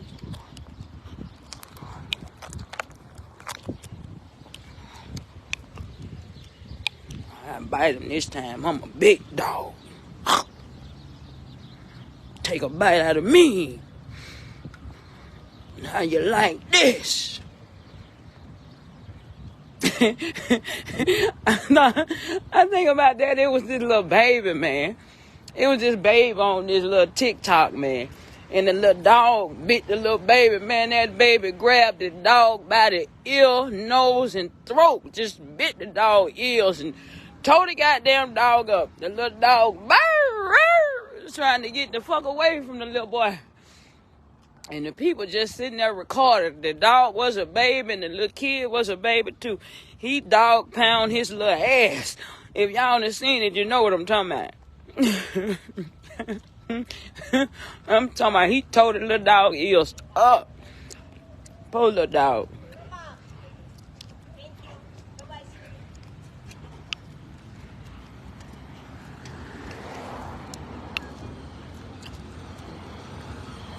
Go around here and get my little cam. Get my big man. That's my big man now, boy. That's my little man. I just need to focus on being a better parent than what I am. You hear me? I get lonely, but I know God gonna send me somebody. You hear me? He will. Us Tyruses, we don't like to be alone, man. You know, we got a lot of love to give. And I damn sure do, boy. I ain't talking about in the bedroom, just emotionally. You hear me? Mentally, you know, feel good to have somebody to listen to you that really love you and got your best interests at heart, you know. I long for that. Yeah, he wanted that dog to see what he was going through. Tore his little tail up, little bad ass. Tore him up. But he grabbed that dog like John would have said, I'd grab a dog, I'd take a dog by his tail, and I'd kick a dog in the ass. And that little boy tore that dog up.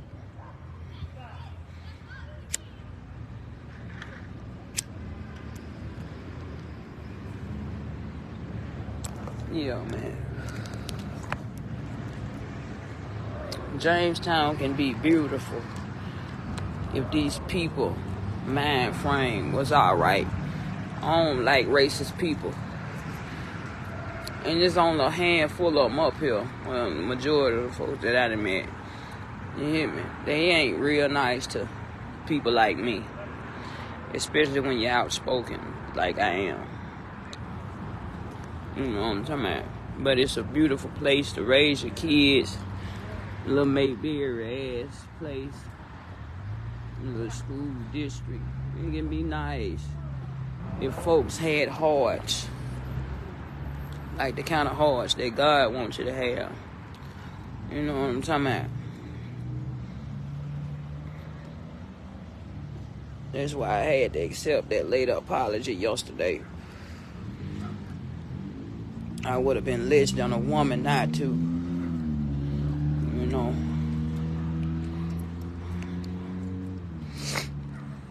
I know it. I know they racist, baby. I done felt it hands on. I'm a Tyrus too, and I love being alone now because they don't. This menopause be cutting up. You so crazy, Miss Shannon.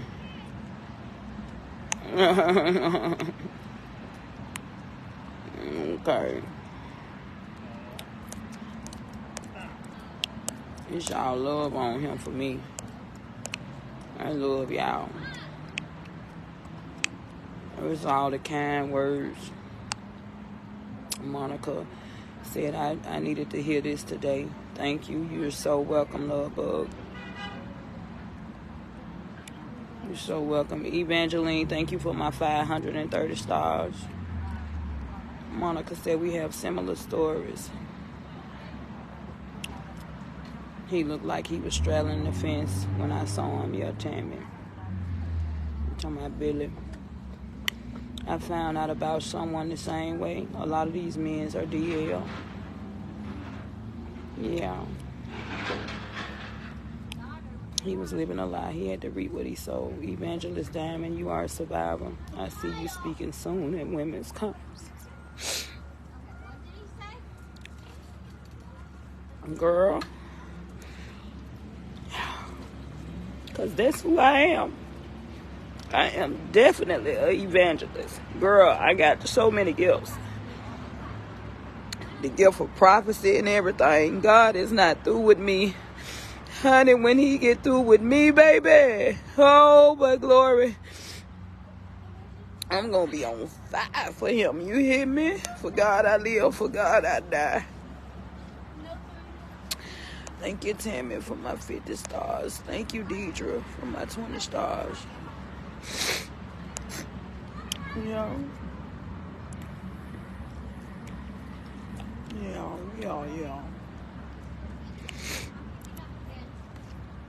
Yeah. God to show up and show out in your life.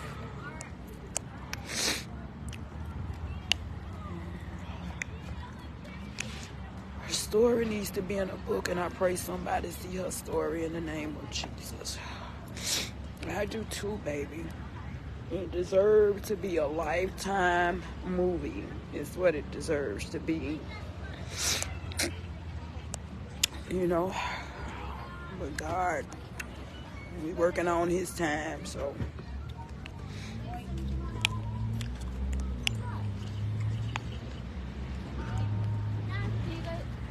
And please believe me, her story has not changed over the years, right?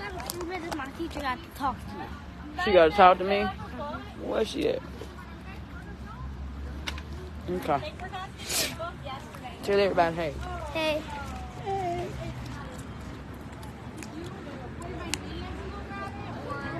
Okay. She's at 101. Excuse me. You needed to see me? Yes, I do. 1 second. Watch it so.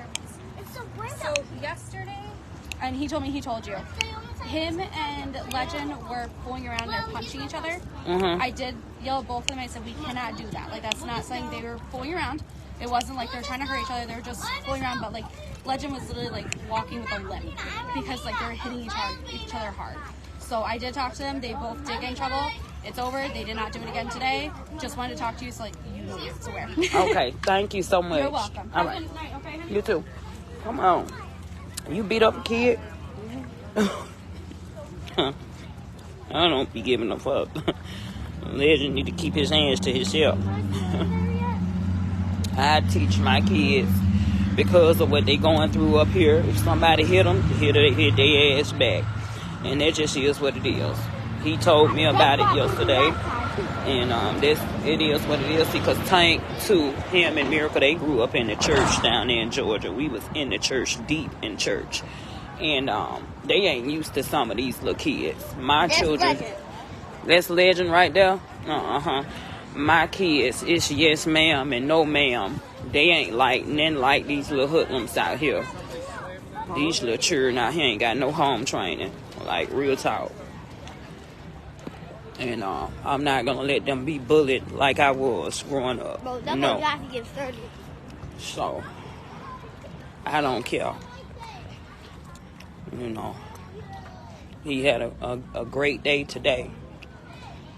Where is Miss Ma'am at?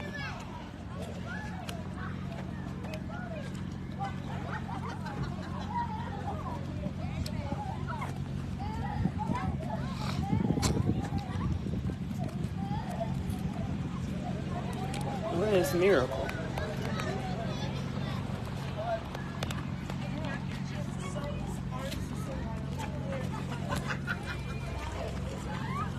Who is this speaking to me? Hey, baby.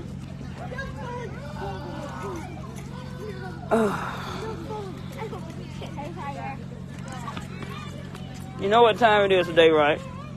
What time it is? What we supposed to do today? Clean up. What else we supposed to do? Make up our beds. Make up your beds in your room? Well, what I told y'all we was going to do today. Go to the store and get our toy. Yeah. Juice box. Give me that juice box. Hey, Destiny. How Hi, you Miss doing? Diamond. How are you, baby? I'm doing all right. I needed that hug, girl. I always got you. Thank you. I got court. Sammy's pushing charges on me. He put a restraining order on me. I went to jail for 15 hours. For what? Because I was going over to Tasha's house February 21st. And the cops showed up at the red house and I heard a noise. And I'm always nervous, so I turned behind me and Sammy's like, mind your own fucking business, you fat nosy fucking bitch. And I was like, whoa. I was like, I heard something. He's like, yeah, I'm sure. And so he started running his mouth. And he said that I need to take down my surveillance camera so he can run up in my house. And I'm like, my kids live there. He's like, I don't give a fuck. I'll do it with them in there. And it turned out really bad, so I got arrested. Girl, I've never been in the been in house. trouble. I don't even be hearing that, girl. Yeah, and I don't ever get in trouble. I've never gotten in trouble. And sure enough. Damn, Destiny. You gonna be alright, though. Yeah, so now I got court, so now I gotta see if, I know Lincoln, the downstairs neighbor, I know he was outside, so I'm gonna go see if he'll be my eyewitness. It's worth a shot. Mm-hmm. Yeah. But yeah, I got Jackson's birthday invitations filled out, so he'll be delivering them here soon because it's on the 18th. Okay. Well, they can come. They can definitely come. Oh yeah. All right, babe. Thank you. All right. Come on, you guys. Let's roll out and party. Why you bought some money? Yeah, I bought my money. Can you call the cab? I bought the little money I got. No camera, and I'm not finna call no cab. You gonna have to put them little legs to work, baby. A cab gonna take us longer to get home. You hear me? A cab, they got a car. A cab got a car. I'll see if I have enough money left to catch a cab, okay? Back, but we gonna walk there. You with walking there? I'm gonna let y'all go to the house and put your book bags and stuff up, and then y'all gonna walk and go get y'all a toy. It can't be over $15, okay? Over $15. Right.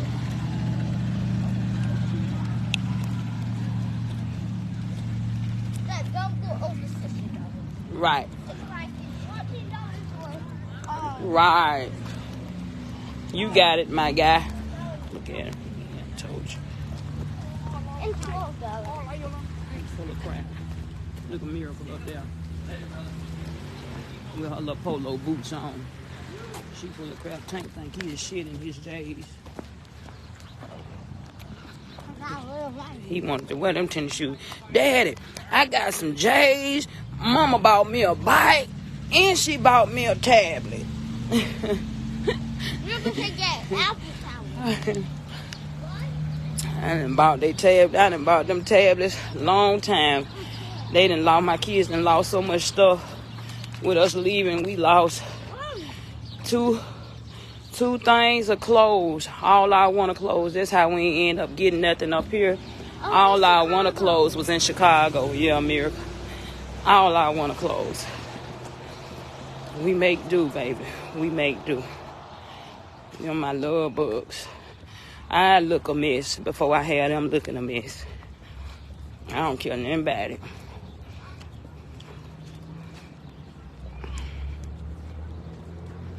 They my lifeline.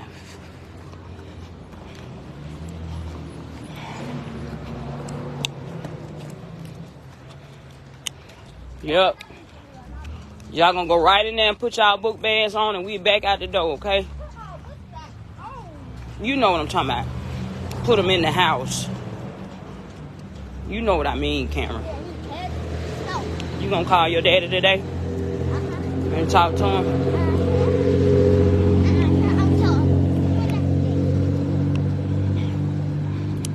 I'm surprised he ain't sent you no money yet. He ain't did that. Yeah, he got to send me some money. Got everything else going on Facebook. What about the son that needs you? I'm gonna leave that alone. Man, he doing the best he can, I guess. And I am too.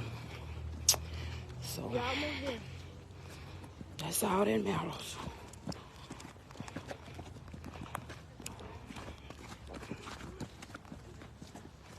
He mainly just want his game. Tank, what kind of game you want? I want GTA and Fortnite. I'm talking about what kind of game, what that is, Xbox or PS, what it is? PS. A PS. They gonna need something to do. If he don't get it, Why don't you just give me an Xbox? I'm gonna try to get them a game. Cause the little girl's jealous of Miracle, and they will not be coming back to my house. You want an Xbox? Yeah. With the games? Yeah. Okay.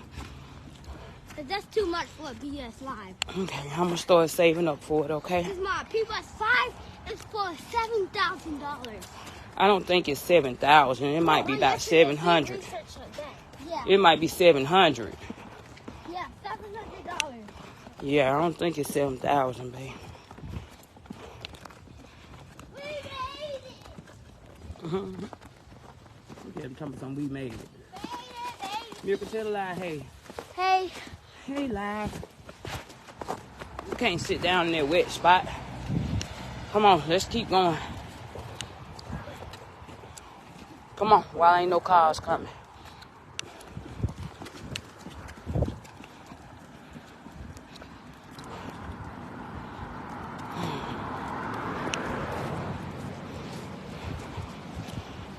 Oh, shit.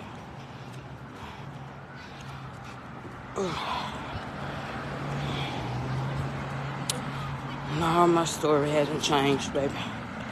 I know this story all too well because I lived it. You know, it'll never change. You know, the only thing that's going to change is my situation. That's what you get. Tank and fell in the snow. Both of them fell. Come on here. Y'all stop following because you still going to keep them on. Come on here. You shouldn't have got up on that big old hill. Come on here. Little kids.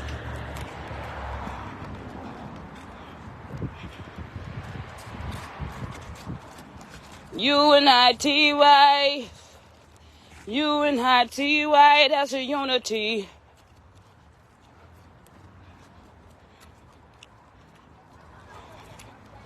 Shit, I might do catch a cab. Shit. Big ass hill. Can you get your ears pierced? Yeah. We'll let your dad take you to do that, okay? Tank be doing too much. You trying to be a Romeo or something? Probably when she get older. When she gets 17. Yeah, when you get 17, you ain't even get no nose pierced right now. Come on, let's go. If you ain't like your sister, girl, please. Okay, I'm gonna run all the way home, okay? What they think? What they think this is? They better leave me alone.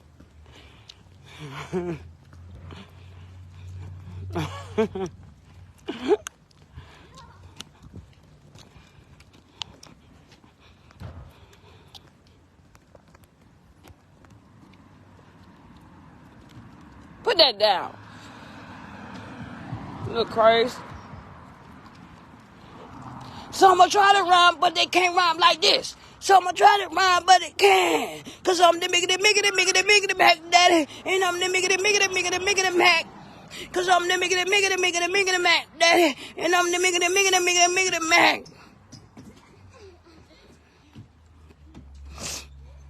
What? I ain't locked the door?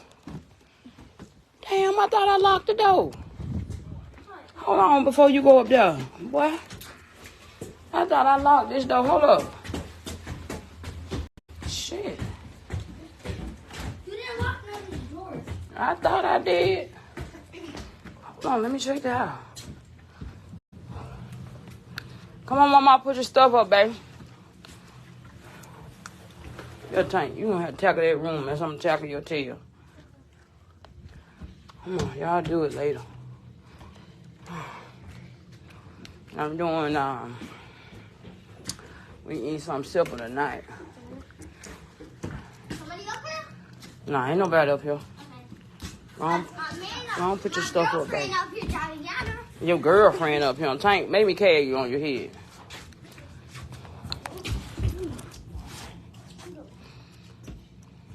His girlfriend. He better leave me alone. Tank do too much. He do too much. Get him. Tank do too much. He with this shit. Yeah, I'm ready. Here I come. Come on, go on, get you a snack.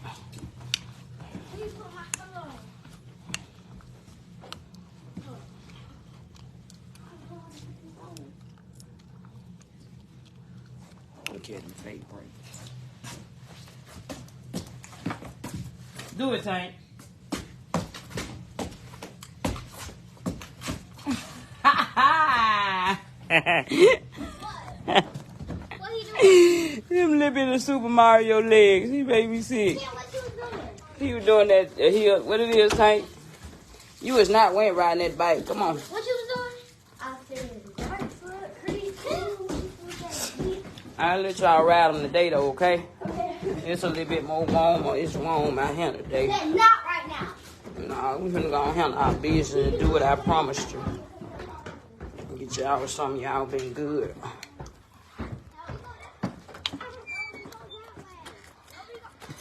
Make sure I lock this door.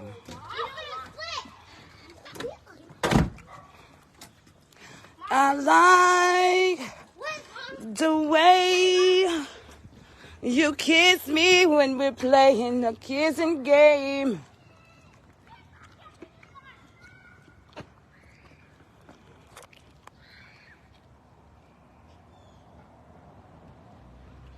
Let me take off this coat and get my other coat. This one too big.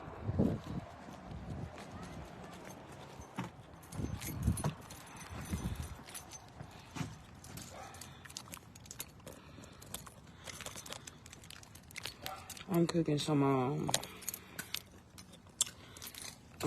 of that stuff that I like, the chicken stuff with the pasta and the broccoli and stuff like that, and do some cheese toast with them. Oh yeah, I'm gonna get in here and Chef Boyardee it, and damn, I don't know, there's gonna be some walking little tails. I'm probably is gonna have to catch a cab, cause I gotta go get me a couple of Blue Lagoon, baby. After the day, yeah. Get me a couple of Blue Lagoon, sit here with my kids, chill out while they out there just doing their little thing, riding their bike. Get me some Blue Lagoon up in me. Let me get this other jacket, y'all. Hold on. Get my little Nike windbreaker. Just do it. You know what I'm talking about? Just do it, baby. Do it, baby, stick it, baby, do it, baby, stick it, baby, do it, baby, stick it, stick it, baby, do it. Shake that thing, girl. Pop, pop, pop that thing, girl.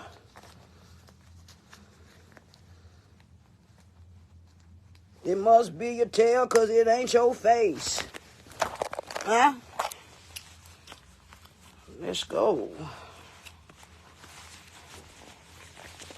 Let me get up out of here.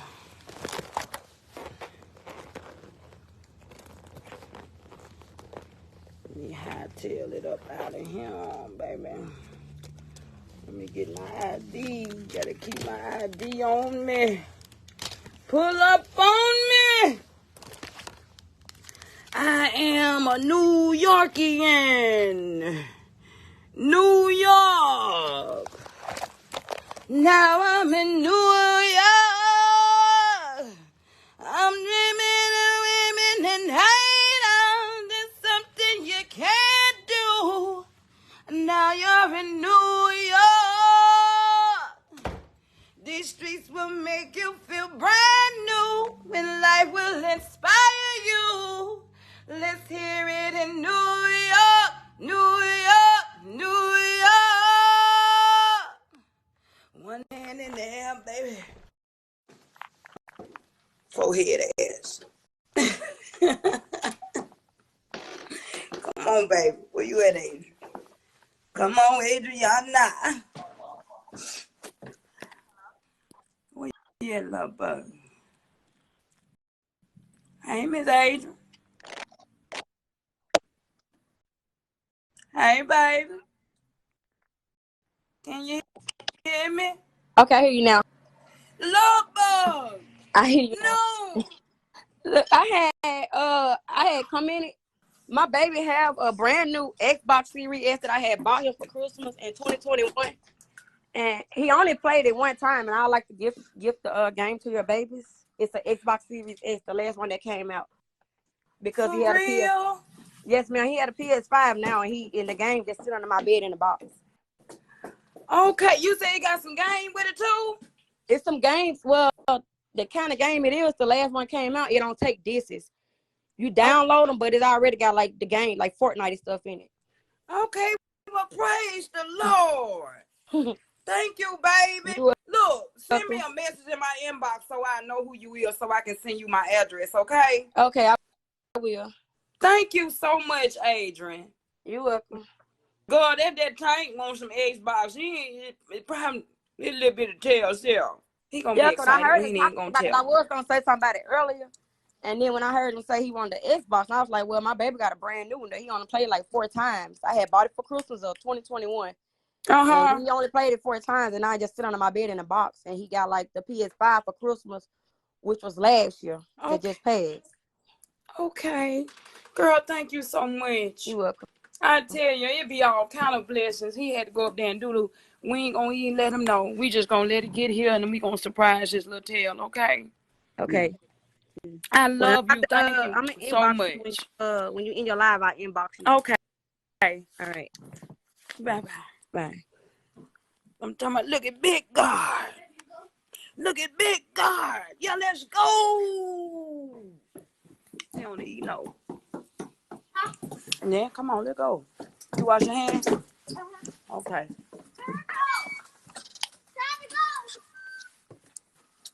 Make sure I got my keys.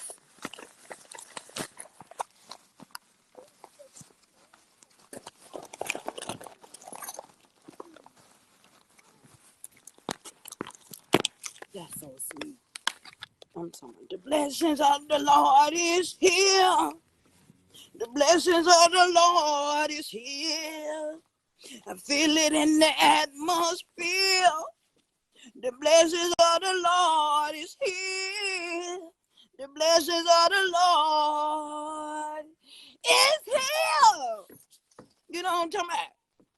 I can feel the blessings of the Lord, and I'm gonna get my blessing right now. Can you feel the presence of the Lord? And we gonna get a blessing right now. I can feel the presence of the Lord. Yes, sir.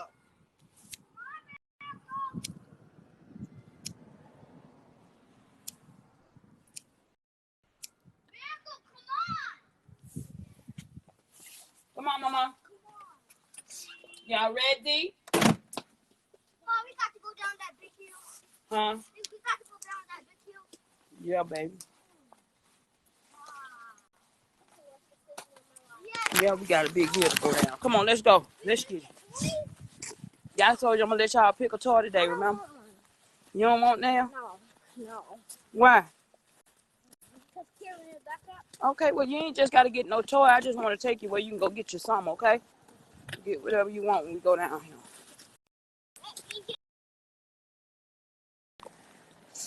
Y'all stop running for y'all be tired before you get there. I ain't gonna tell now one of them. They gonna be excited. I just hope I know how to hook it up. You know what I'm saying?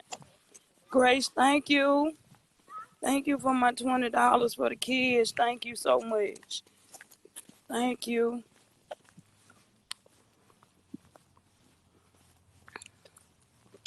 Your house is big, Auntie. Yeah. God bless me with that big old house, man. Part of me believe this is where I need to be at, and I just, because as soon as I got here, my car just cocked out. God was like, "You can rest now." You hear me? So we're gonna do a whole lot of praying on stuff, man. You hear me? I just know this summer I'm gonna take off running, man. I'm gonna go get me a little job, man, so I won't have to depend on that Social Security check, and preferably something that I can really benefit from. I got skills with that CNA. You hear me? I really needed my car fixed, but it's okay. I know God He finna shake something up. I can feel it, and I'm gonna take off. I'm gonna take off, boy. I'm gonna take off like never before.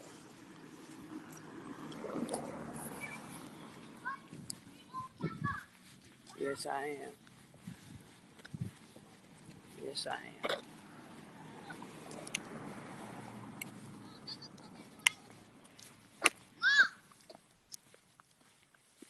Thank you, Christopher. For my $20.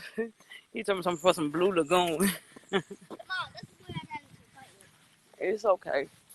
So Chloe and Lila. Come on, we ain't stand him. He just standing there like he want to fight you now, but we ain't standing. Come on. Because he's all fighting. Me and Lila. Yeah, we ain't playing with them kind of kids like that, okay? Anytime they trying to fight y'all, you don't need to hang around them, okay? I didn't know those big that big.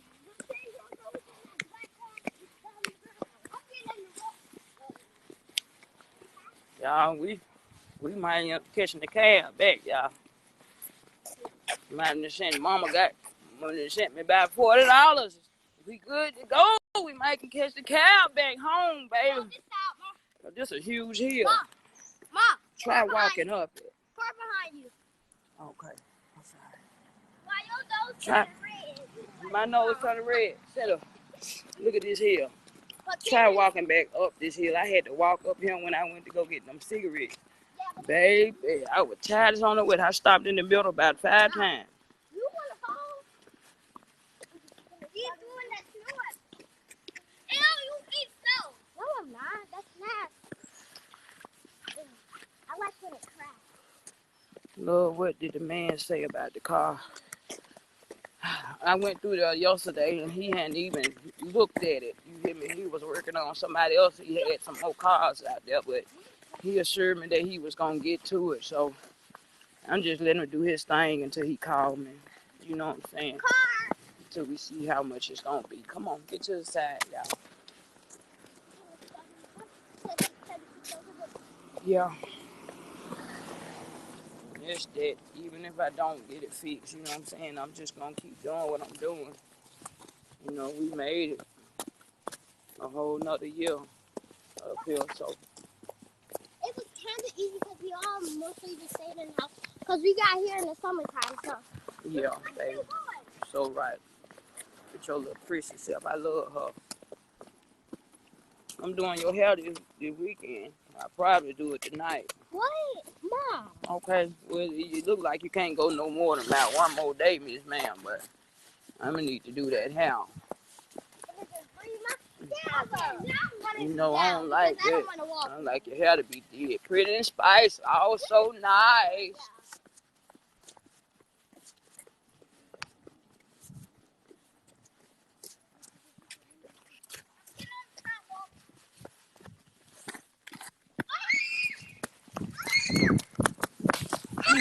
Ooh, all in your hair. Hold on, let me get it. Let me get it. Oh, shit. I'm sorry, real quick. God damn. You gotta wash my hair anyway. Ooh, yeah, I wet you up, though. Damn, real. Oh, my, just remember that, okay? Tank, don't fall. Don't get in that street. Don't fall. Hey, get out that road. Get out the road. Get out that road, Tank. Get out that road, Tank. Yeah, I had to get you. I got Miracle. We had to get you, too. It is fair. All this snow out here, you think I ain't gonna hit you with a snow gun? I'm gonna hit you with this big one. No, you ain't. You can't hit Mama. Come on here. Look at him trying to pick up that big ass thing. Come on here, Tank. No, put that down. That's too heavy. Come on here. Get your little head shit here. Yeah, see, he got me anyway. I'm gonna get him.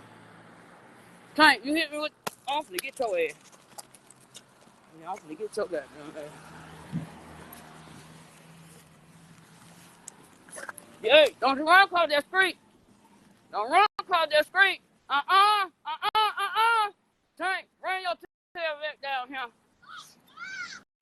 Bring your left down here. Now run this road. You see all this ongoing traffic? Come on here, what? Let's go. Put it down.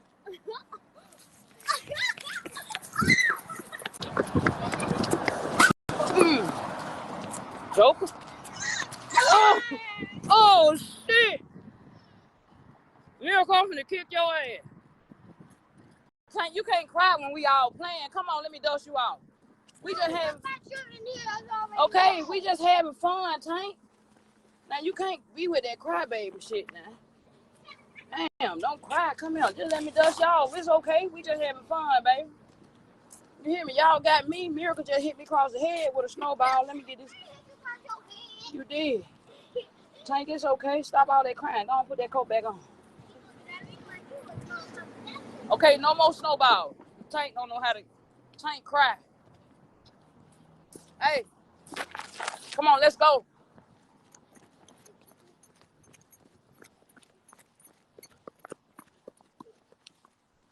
Tank cry, baby. It ain't fair. But y'all just clubbed me upside the head with one. You crazy? I don't know where. I'm gonna pay these country kids nothing. Yep, that's fair. But you said we pluck you upside the head with a snowball. He said, yep. Come on, let's cross. Come on.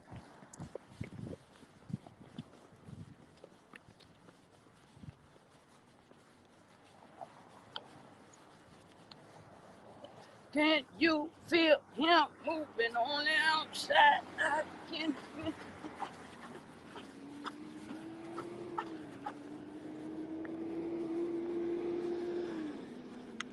No, he don't want to lose. That little boy there don't want to lose. You better not hit him with now. He want to do it. That Tank is something else, boy. Tank is something else. He got his name, honestly. Tank. When he was little, he was 6 months old. And hold up, his life in the chain. And I had a Ashley table furniture set, a kitchenette. It was heavy as on the way. And Tank moved that goddamn table. And I named him Tank. From that, he moved that table, that pamper was hanging. And that boy moved that table. I said, look at this strong little joker. Ever since then, he had the name Tank. Yeah, Stone Cross. Yeah. Hold on, Tank. Look at it. See, look at it. Tank. That's Lover Boy. Come on. Y'all just love the snow. All this damn snow. You see how deep it is? You see how deep it is? Hey! Come back! Don't go in there without me. Hold on. Feel good out here today.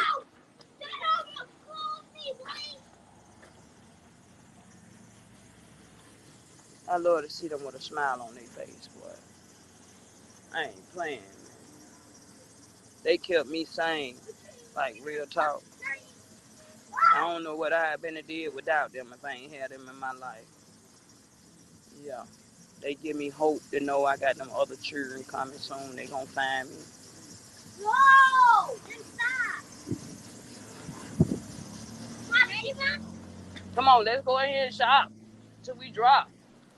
I don't want to shop till I drop. Let's go till we know. Let's get it. Then we hit it.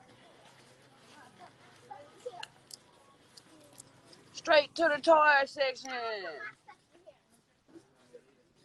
Mom, can I go give you one of them? I got the basket for us, Mir. We're gonna put everything in here. You don't need that. We're gonna put everything in here because Tank already trying to take over. Put it down. I'm gonna get y'all one of these swimming pools for this summer, okay?